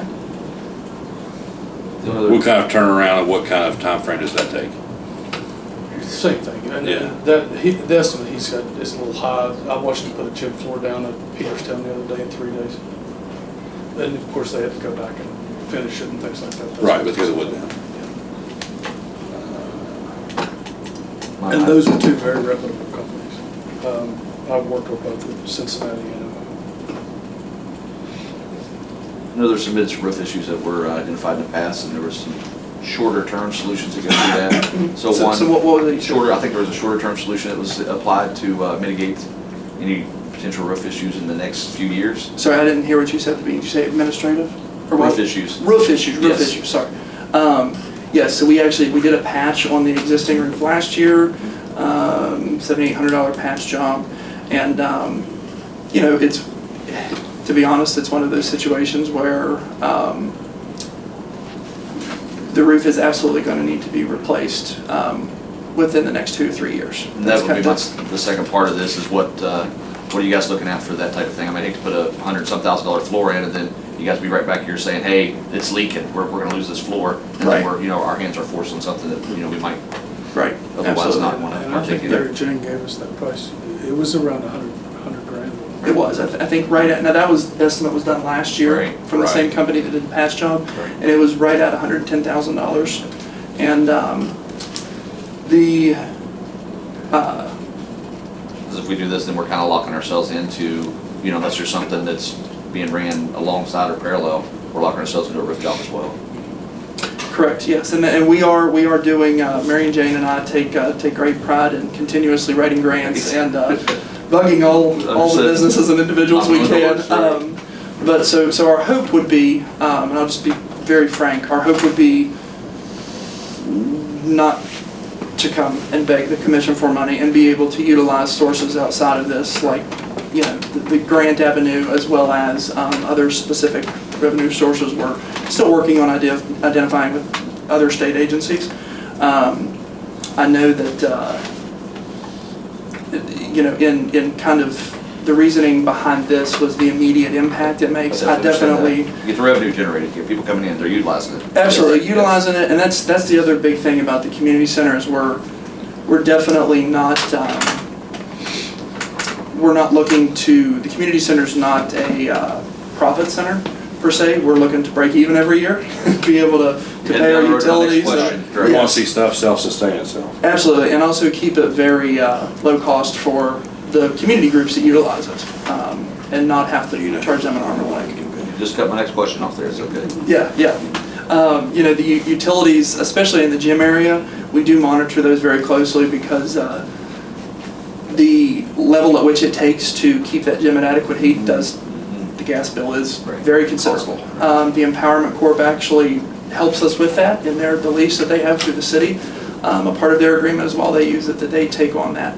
A part of that aspect of helping with that specific utility in the gym. So there's definitely, we're definitely finding creative ways to make it sustainable for everyone that utilizes it.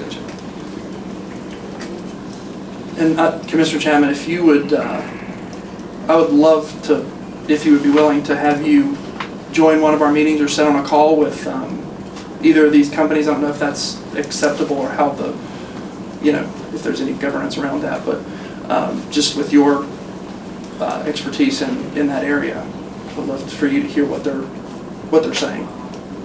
Oh, well, I know both companies, so I know what they're saying. Yeah. But like I said, there's other choices, and there's local choices, not in another state. Okay. You know, there's a safety aspect to this as well. My grandson played in that grade school basketball league, and that concrete floor, I mean, when you're playing basketball, it's pretty slick. Kids fell, and I was amazed that, you know, he or some of the other kids didn't get hurt. Right. Yeah, absolutely. Less than any sort of head trauma or anything like that from the concrete surface. Okay. And that was a very good program and a very well-attended program. Yes, and a lot of highlights from that.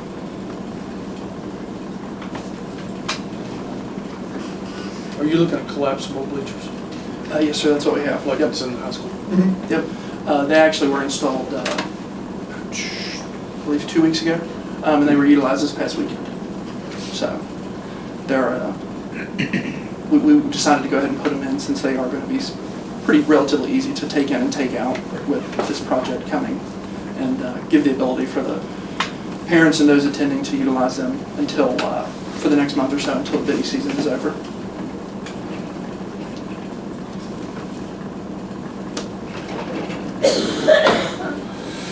Okay. I'd be acceptable with moving forward with the synthetic or tabling this for one meeting. You all can collaborate with the groups that did the local projects, and then we can make a decision. But I want to make a decision by March 1st, would be my own request. I can do either way, it's just whatever you all would like to do. I'd like to just table it and consider it. Okay. Let's table this until March 1st, and the decision on March 1st. And it might not be me that comes back March 1st, it might be one of the board members. I believe I'm going to be out of town at that time, but out of the state actually. So I'll take that back to the board and make sure there's representation here on March 1st with the appropriate information. Is there anything else that you all would like me to gather before that meeting to? Do you think you'll have the interest of these by then? I hope. Okay. I hope. I've already started communication with one. Those have already contributed. The ones Right. that are Yeah, the you whites. see. These are already contributed. Yeah, I'm talking about the other two. Those have already contributed. Oh, Yes, Right, yes, that's just if correct. they want to be named and stuff like that. Gotcha. Yes. Right. And then the right. last thing I would Right. have is with the potential for the Board of Education use, are they able, or is there ability for those folks to kick in money on this as well? I don't know about the I don't know kicking the in money. legalities. They are definitely able to utilize the gym because actually, like I say, the high school baseball team starting next week is going to be utilizing it for practice. So there is no legality in terms of their ability to use it. I mean, Might be fun, that's they what- might be able to do a lease agreement, but I don't know that they can contribute directly or not. I really don't know. That's appealing to me with, 2 school-age kids. Right. There, like you said, there are options for like, bad weather and things like that. Right. Or to extend out training seasons or whatever. Right. And then you have a couple of suggestions for the other companies that we could give them, they can get right on that. Yeah. I mean, like, we could email or later on, Yeah, communicate yeah. that. I'll leave my cards with Patty and stuff. But any information you want to send my way, I'm happy to take your time and search it out. We can make a motion, we table it pending some talks and further investigation on different companies and price points. Reconvene on the 1st of March. Motion's on the floor, any discussion? Hearing none, all those in favor signify by saying aye. Aye. Aye, all those against, the motion is carried. Up next, we do have, Good to hear. Thank you guys, appreciate it. hold on there one moment there, Corey. We do have still the Nicholas County Fair and Richwood Cherry River Festival financial requests. Oh, And, two birds, one stone, might as well. Right. Luckily, we didn't put your name on the agenda, but I'm sure Yes. you'll want to stick around for it. Yes, that would be good. But if you'd like to discuss those two items. Yeah, absolutely. So, again, thanks to this commission for providing support last year to both of those events, the Cherry River Festival in Richwood, as well as the Nicholas County Fair that takes place at Veterans Memorial Park. I knew there is some, heavy discussions going around the Nicholas County Fair right now, so I don't necessarily want to speak completely to that aspect right now in terms of a financial commitment. I would ask though that the commission consider providing the level of support at which they did last year, which was $5,000 per event, to help basically the general costs of putting the event on. I know that last year specifically, I'm the president of the Cherry River Festival, so I can say what we used a good portion of our money for was to redo all of our electrical boxes that is utilized by the concession trailers, vendors, Carnival, as well as by some better tent material or tents that go on our stage. And our stage is Burns Equipment, or Burns Trucking provides 2 trucks, put them together, and in past years we've used 2x4s and tarps and everything else to make a rain covering, so we were able to utilize some of that money last year for that, as well as purchase picnic tables, trash cans, big 125, whatever the gallon is, trash cans to be able to be used. The previous ones were pretty rusty, and the barrel type that we didn't want to have somebody cut their hand on and that type of stuff. So it's definitely used in an array of ways, and happy to say that everything we purchased for that was purchased through Lowe's here, so stayed in the community. Is that little box covered thing I'm looking at the parking lot now that's new after in the City Hall parking lot? Is that part of what you guys? I don't believe these were all existing boxes. Okay. That Not replaced. were basically growing rat's nests on the inside of them. So we went through and local contractor came in, replaced all the breakers, rerouted some things, and really kind of put them up to code, honestly. When, in your budgeting for the Cherry River Festival, when would you need a hard answer by? I would say there's a couple different projects right now that we're looking to kind of, increase the, what we do there. We try to add an aspect, change an aspect every year to, 1, keep it interesting, but 2, give the ability for other things for kids, parents, whatever to do. So we are looking at the potential of a permanent stage somewhere in that area, that this money could potentially be utilized for. Of course, fortunately, $5,000 won't build a stage these days, but definitely we go towards the other fundraising and sponsorship that we get for the event, as well as just continuing to kind of upgrade what we have in terms of right now we're looking at kind of obtaining an additional our own insurance policy through the festival. The city, it's under our city charter, so the city also has an insurance policy, but in kind of communication with some of the other fairs and festival boards that operate around the state, a lot of them have told me they have an additional insurance policy just for things like that. So that's also an additional cost we're looking at. I have not priced that out, but just a couple things off the top of my head.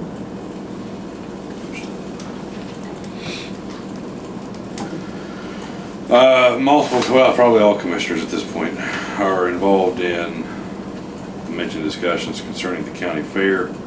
So that's why I asked if we could have a little bit of time on your request as well to see what we can try to do concerning both festivals. I would like to see the opportunity to regroup on these, perhaps not until March 15th. Well, no, let's go March 1st again because of timeliness to prepare for the events. But I'd like to see what I want to contribute to Cherry River Festival has nothing to do with the county fair, but I do want to have time to see where that discussion ends up. That's what a global view, you know. Right. Yep. One versus two versus three. We've been, never encouraged anybody to ask for money, but this commission has never supported the Craigsville Fall Festival, so maybe we just need to have a group discussion, do it all at once, figure it out, make sure everybody's prepared for this year, depending on which groups are still around or not. Absolutely. And there's been a great, over the past 2-3 years, a great partnership between specifically the Cherry River Festival Committee and the Nicholas County Fair. So always happy to bring in others and try to help, keep these community-related events alive. Absolutely. Because it does bring a lot of energy to places that don't necessarily have that type of energy all year long. Very much so. Absolutely. And awareness. Yes. Yep. Very good. So, thank you. All right. Thank you, guys. Now you can leave. Yes. Thank you. Okay. Here, I do have a couple comments about the fair. Okay. Can I do that, or do I need to go all that? Yeah, we'll do it. I was limited to 3 minutes like public comment, so. Well, that's okay. Because I don't want to break protocol, but I'll That's okay. the time. Well, start with, I think you all know that on the website what the county fair said, due to lack of ample members, volunteers, and very serious illness, it was with heavy heart and much regret that it is announced that the Nicholas County Fair has been dissolved immediately. Okay, I'm a little bit upset about that. And I think there's a few other people on that fair board that's also upset because they didn't have a say-so in. They didn't have a meeting. There wasn't any minutes sent out or anything to say they was having a meeting to cancel the fair or anything else that I know of. Now, I was on the board, and this says because of lack of members, I was on the board for 36 years. During that time, there's a lot of people died, a lot of members changed, a lot of people quit because they didn't have time, somebody else come on, and you could always find somebody to help. So, anyhow, the 4-H and the extension office, they have a lot to do with kids. I was talking to Brian just the other evening. He said the projects that they usually have for the kids to put exhibits at the fair, they can't do now if you don't have a fair. And he's really kind of upset about that. So I don't know if it is dissolved. I talked to Jennifer. She said that she sent everything to Mike Warner, the Secretary of State's office. I got on the website, and I do know their 501c3 status was pulled in December of 22 because they did not fill out their annual report. The last one I did, I think my last year was 17, and we did one in 18 for 17. There wasn't one filled out in 18, 19. Wait a minute, we filled one 18. 3 years after that, there wasn't one filled out and sent to the state. So the state sent a revoked letter to them, and I think it was dated 12/22.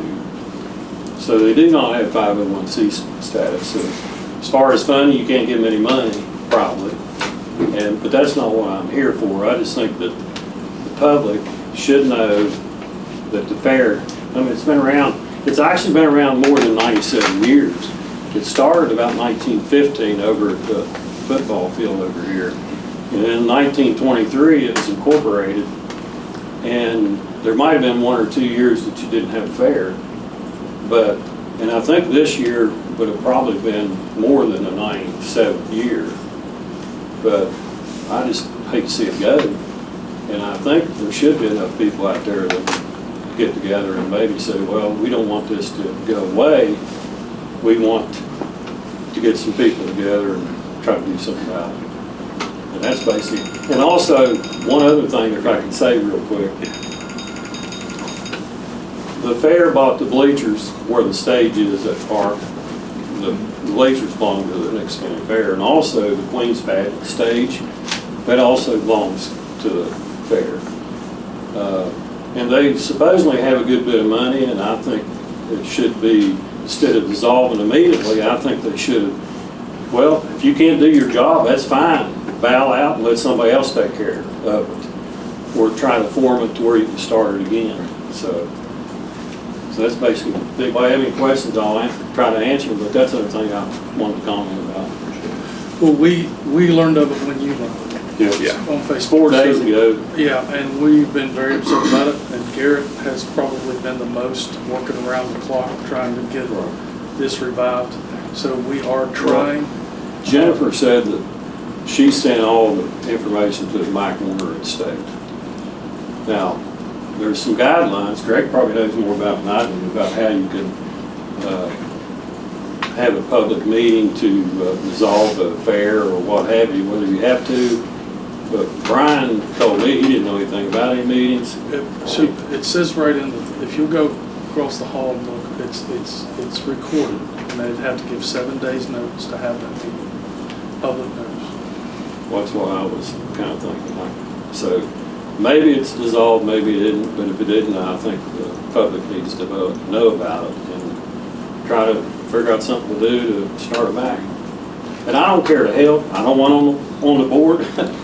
I did my time, so I don't want back on that board, but I don't care to help. You know, try to get it started back. So The loss of the 501c3 is significant. Yeah. Could it be picked back up though, Well, by just paying the back fee? Well, it may be, and that's why you need to act sooner rather than later. That's why there's emergency to this. That's what I was thinking. And I'm glad Mr. Acord come in because, of course, there's been a lot of public debate and discussion about this. Mr. Acord knows this, but for the benefit of the public record, of course, this is not a county commission entity. It's been its own entity. Mr. Acord served on it diligently for 37 years. Fair? Yeah. 36 years. Actually, more than that, but I was an officer for Okay, 36 years. as an officer, let alone the other years. I've been on the board before myself. My grandfather was, etc. And we really are in talks. This commission does not have final say on anything, but we are, and I don't want to speak for anybody else, but correct me if I'm wrong, but we are interested in trying to see it sustain itself. And I believe in each of our own way, we've been working to try and make that happen. The main reason I come was what I was telling you about, but I was hoping somebody from the fair would be here because I seen on your agenda that we'd be here for funding of this, but, and that's why I wanted to come up and at least say a couple things, so. Sure. Anyhow, I just want the public to know what's kind of going on. Sure. No, I'll probably be calling you for questions. All right. Advice and counsel, I'm All sure. right. Thanks. Thank you. If you want to. Yes. Do we want to see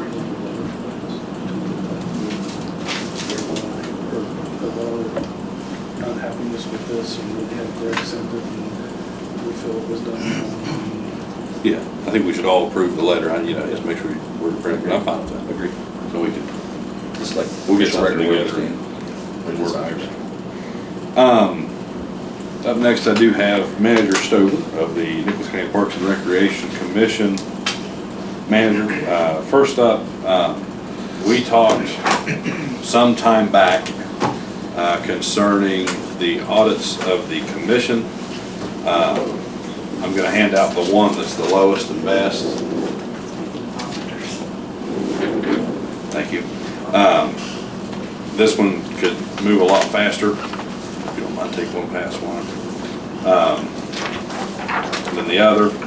It is cheaper than the other. We requested 3 times. The state auditor said we did everything we needed to do concerning the request on this. And Sally, am I correct in saying that we're back 3 years? Yes. Audits were not done, and including this year that we've taken over. So now it gets us caught up to date for a total amount of $3,000 per year.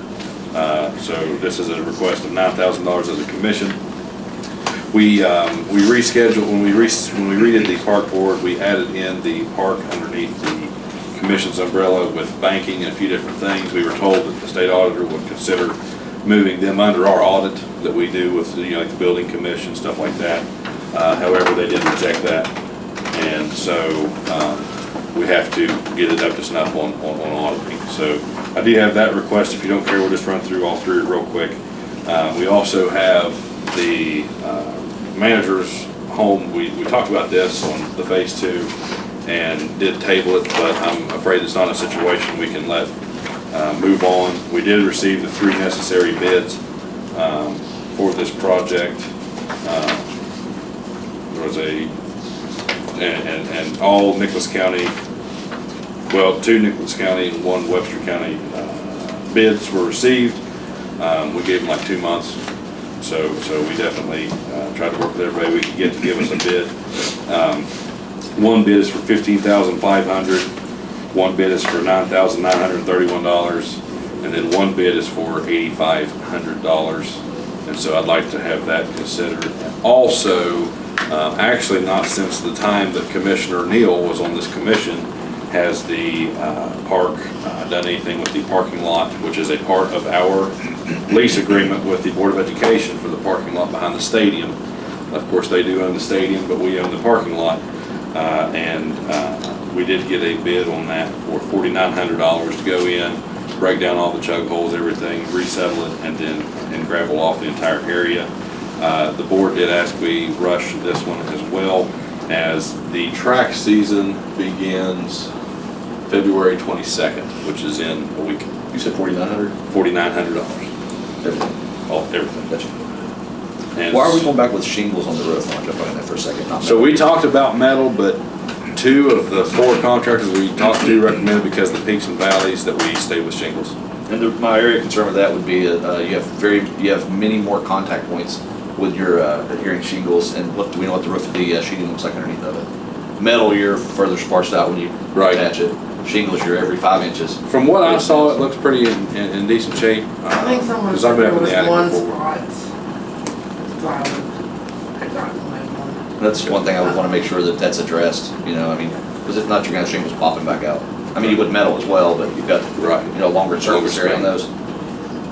That would be my only question or concern about that. Which, yeah, so in the lowest bid of $8,500, it does call for the shingles to be removed, not covered over. Right. So I think they could assess that. I think they all would. If there was a sheet of plywood that needs to be replaced or something like that, I think the park could actually sustain that. It's just these 3 large amounts here is what the park has in the back. So I mean, it would be my request this morning of the commission to take up the audits, which we have to do, the roof, which I think we can't put off, and the parking lot, which hasn't been worked on in 9 years, to just kind of keep continuing upgrading this facility. Really, after this and the subjects we spoke about in the phase 2 that we're looking at here later on, I mean, this park will be up to snuff, and it's just kind of a few of those things that I just didn't feel was appropriate to let go too long, while we can let some of the other stuff go as we do some other planning. The only other question I have on your first one from Brian, does that cover the ridge cap and the drip edge as well? Do we know that? It does? Okay. Yes. Yeah, I think it's a huge eyesore. I think it's, Yeah, well, yeah, we have out on the park right now. we have a tarped roof right now with cinder blocks on And then it. when you look at, an asset that the county owns, the potential damage for it to grow and grow at that point, Yeah. and it just goes from an eyesore to an actual, mold issue. Well, or yeah, something well, like that. obviously, the manager Stover and DRC and volunteer family members and they fixed that house up from, Yeah, it looks really nice. destitute state, so, Right. I definitely want to, it's kind of like the issue with the Richwood Armory. We have to protect our asset that we've worked on. And we've got a lot of freebies out of that as well, and I mean that with respect. There's a lot of, free labor and sweat equity went into it. Oh, yes, oh, yes. Sally was working 2 jobs for a while to get Right. that ready. For sure. Built a TV show after a remodel. 9,000, I'm sorry, yes, 3 years. What's the status of the lease with the board on the parking lot? It's just a yearly user agreement. And it calls for us to be responsible for the gravel, How much do they pay us? $4,000 a year. They paid us. Yes. Yes. Which it will not be paid until probably August. So that But that will be delayed. it's a yearly thing that we can change if we need to. Yes. Oh, yes, Is that where yeah. you're getting? Yeah, and does it require insurance? Yes. Liability insurance? They cover, yeah, they have about 3 different insurances it calls for. Yeah, I mean, I think you just flip the maintenance on that after you, at some point. I was gonna say, because if they're the only ones using it, why are we grabbing? I know it's not a good argument, because I'm not this guy, but that's how it's been set up for the last 30 years now. Let's look at the user agreement, where you use it. Have we already sent that out? Okay, we were trying to get ahead of that this year. Yeah, we might be locked in this year, to be honest with you. That's fine. But I'm We just- can- But long term, I absolutely agree. I absolutely agree, but I know Or a we bump just to at send least those cover the out. cost of the gravel. And. Yeah, which hopefully, I mean, like I said, this has lasted for, Commissioner, 2 years, at least 4 years. Right. No, it was just put on there a year, 18 months ago, so they gravelled that through there. The board did sign. The board did sign. Right, I signed their agreement, but I appreciate them doing that.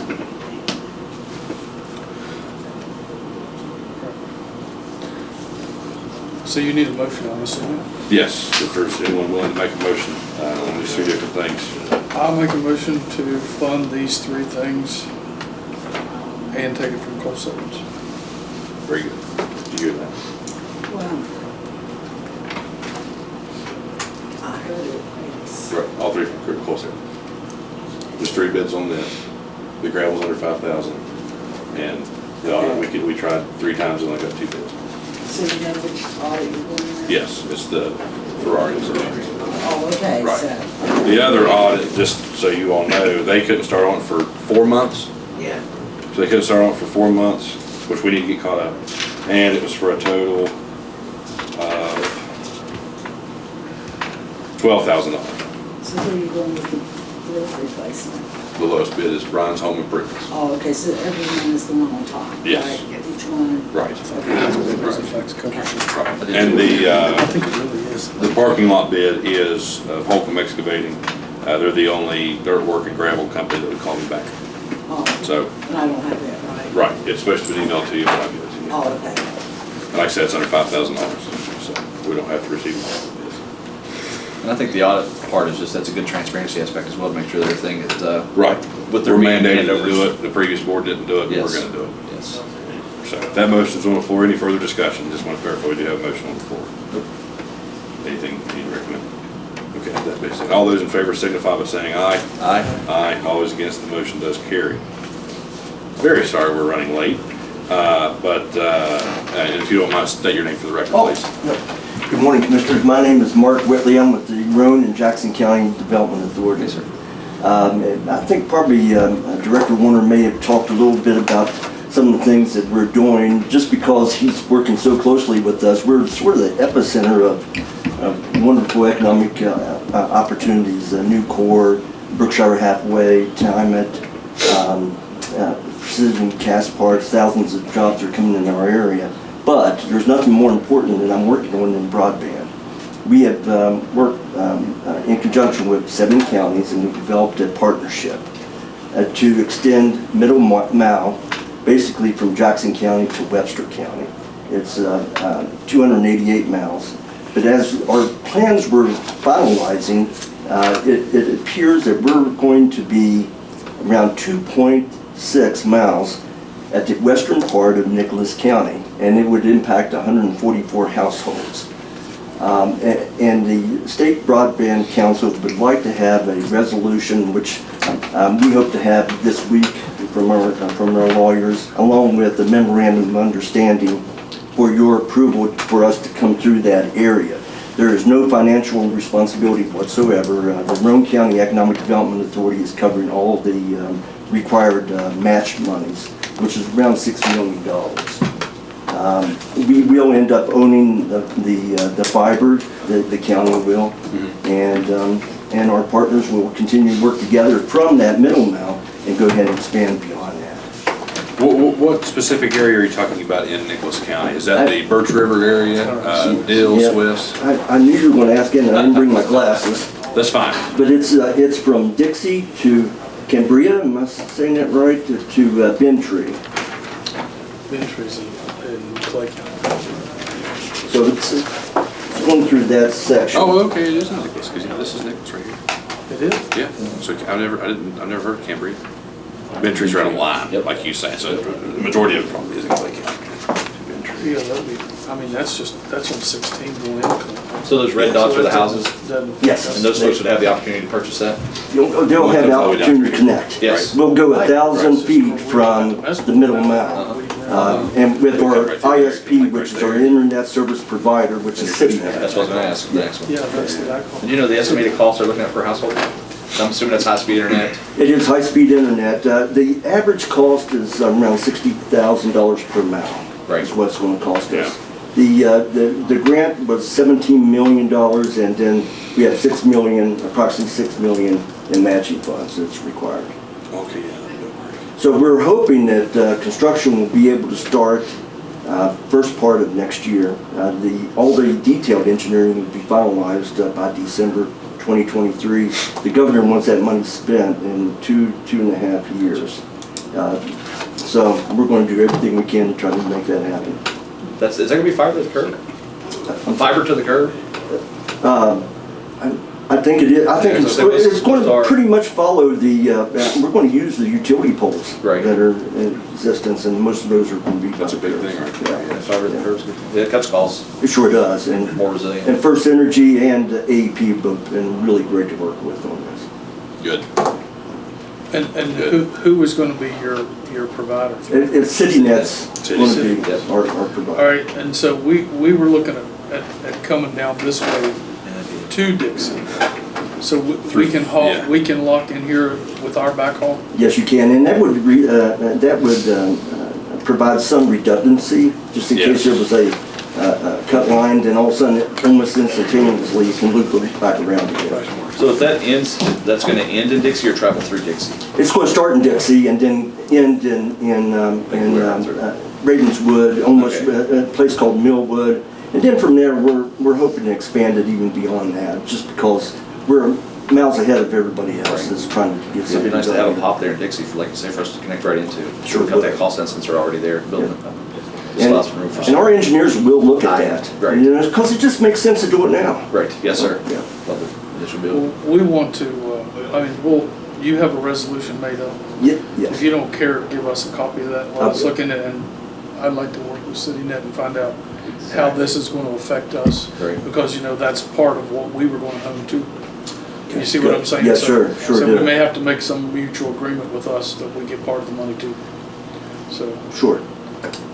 But yeah, if you want to leave us with that'd be awesome. Yeah, our lawyer Spillman, they were working on it, and then something else came up, and so we hope to have it by today. Okay. So you're going that tip of Nicholas into Clay, Roane, and Jackson? Yeah. Okay.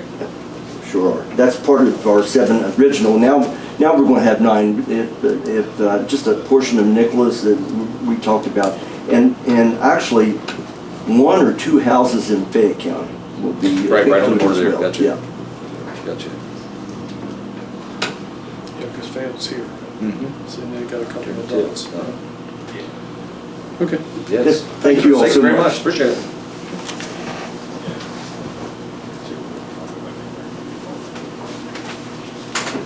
take a break. Recording in progress. Okay.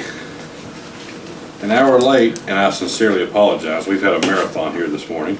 We have with us Cassandra Lawson, the Senior Project Specialist for Region 4 Planning and Development Council, the members of the Birch River PSD, and if everyone else will state, we have W.D. Smith with E.L. Robinson. E.L. Robinson. I'm Kenneth Kinder with E.L. Robinson. Okay, thank you. Nice to have both of you with us here as well. And we have with Ms. Lawson here this morning, the Birch River PSD Wilson Ridge Waterline Extension Project with a funding request. Okay, so I'll do my best to kick us off, and then I'll rely on the support of this group to help get us through it. So the Birch River PSD is undergoing a waterline extension project in an area called Wilson Ridge.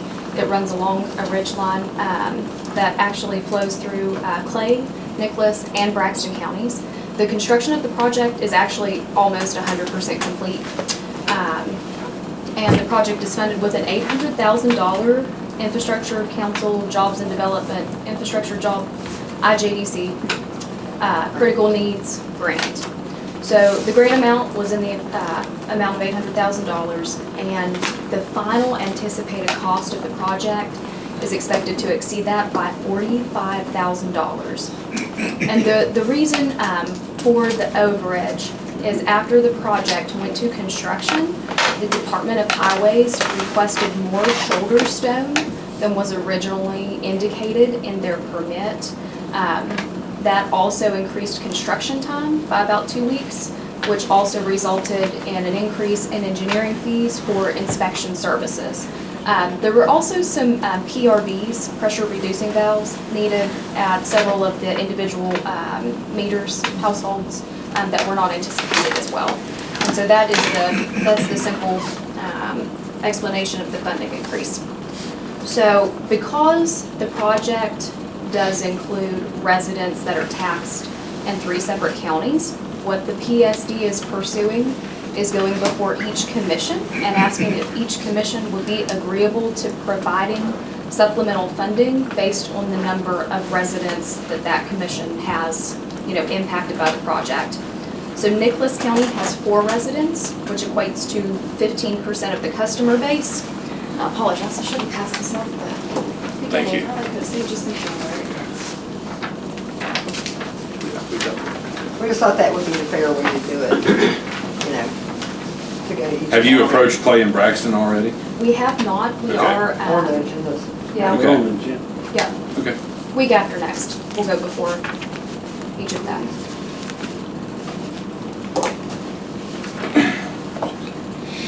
It's $1,700 a household, so we're looking at. Figure it out real quick. Right under. Yep.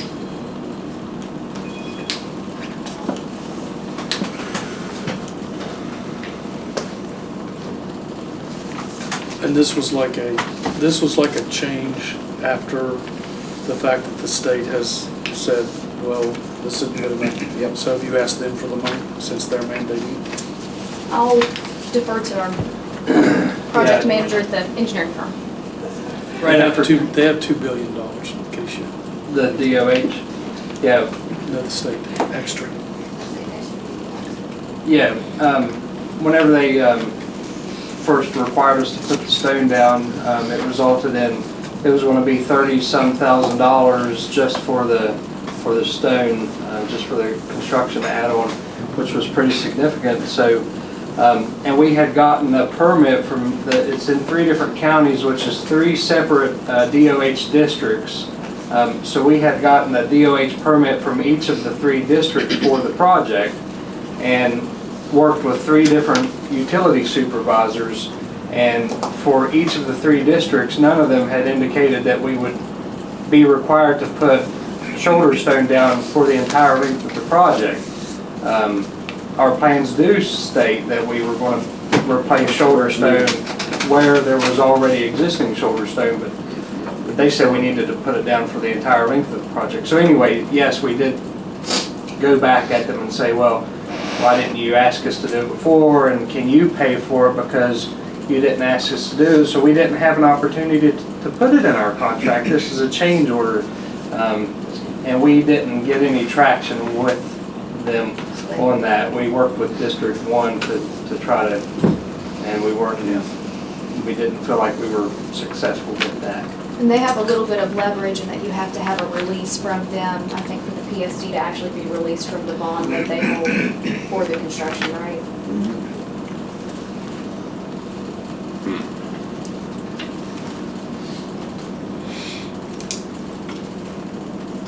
We don't love state government here. I mean, I think what you've done is equitable and fair. I guess it's kind of cut and dry to me. The only angle I would have is that we can approve this amount of $6,750 contingent upon Clay and Braxton doing their parts. That's, from my knowledge, this is an expansion of Birch River. And you're expanding into Braxton and Clay and certain residents there as well, that they're probably just because of where they reside. Yeah, they can't, they're not in an area to where it's feasible for them to provide water to these people, so, we're trying to do the good thing and try to extend out and help them out. Yeah, I mean. And that ridge line, it's interesting because it weaves in between, and this is the first project that I've ever had any experience with where you had to work with 3 different DOH districts for a project that's only serving 27 people, It's very, The Birch River's in a little neck there, so we're. And hopefully there are opportunities for other folks maybe to develop and tie into this line as well, down through there, so some future expandability maybe. If folks wanted to build homes. That's what I mean, yeah, that's what I mean, Yeah. Potential for growth at The some road, point. yeah, and there are there are 2 really nice farms out there as well, that are, I think, pretty productive. Yeah. And then everybody that can tie into this is tying into it, because it's kind of Yeah, manageable. the people up on that ridge don't have water. Right. I mean, it's just up on top of the ridge, and in the summertime, they haul water. Right. So. Yeah, actually, one of the farms, I think they had worked with NRCS to bring a tanker during a drought one year because they didn't have enough water, like take care of the greenhouse and things like that. So with Clay and Braxton, have you got any feedback whatsoever, or just waiting to see them in their meetings? The only thing we've heard is Braxton indicated that their ARPA funds are dwindling, but we haven't. So are ours. But we haven't been before them formally to ask Right. and make and that was just me speaking with staff. Absolutely. So no, we don't really have any indication. Okay. What happens if that falls through and you can't get that? It's a great question. I'm not sure The what one the we're all answer is. avoiding right now, yes, understood. When do you need the money by? When's it have to be paid? Is it due now? Within about the next month, the project will close completely out, and that's when the contractor is going to be looking to be paid in full. Maybe if I can suggest that with your relationship with Senator Deeds, that he could approach the Department of Highways, get the funding from the Department of Highways. You still have time to come back if he can do that and address the situation. That's where the money ought to come from. I agree too. I agree with that. too, because they. It's just like, we gotta do the right First. Yes. And then also we have an admin fee included in this project. We're going to stop billing after this month, and then whatever is left of our admin fees, we will provide back into the project. And so what we discussed is that if each commission does allocate funds, then if there is any left over, they would be relinquished again at those percentages. Yeah. So the Department of Highways, they were contacted before, I mean, through the committee, they had ample opportunity to identify, that's what I'm trying to get at. Yeah, it had to be permitted, and I don't think that was, that's a little outside of my expertise, but the way I understand it is that's generally indicated in the permit so that you kind of know. I mean, there's no way they can come back around and say, we had no idea, and then you guys are out here digging, and we're trying to tell you to fix it, type thing. Yeah, any requirements like that should have been identified in the permit. Gotcha. As a condition of the permit, and it wasn't, so. You guys are gonna make it back as was, so if there's dirt on top, it's gonna be dirt on top, if there's gravel on top, it's gonna be gravel on top. Exactly. So they reviewed our plans and specifications, all 3 districts, and our plans clearly stated that we would put back to a condition equal to or better than what's there, but.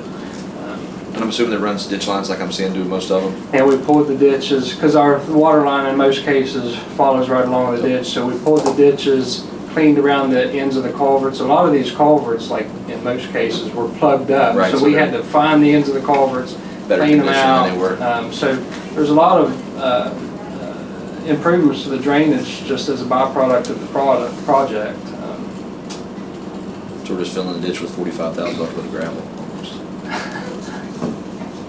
We don't get to. I think it's a good suggestion. If we can Well, leverage he has, that, you know, I'm just sitting here thinking, he could approach the speaker who represents Clay County, could probably put enough political pressure in to get it to do the right thing.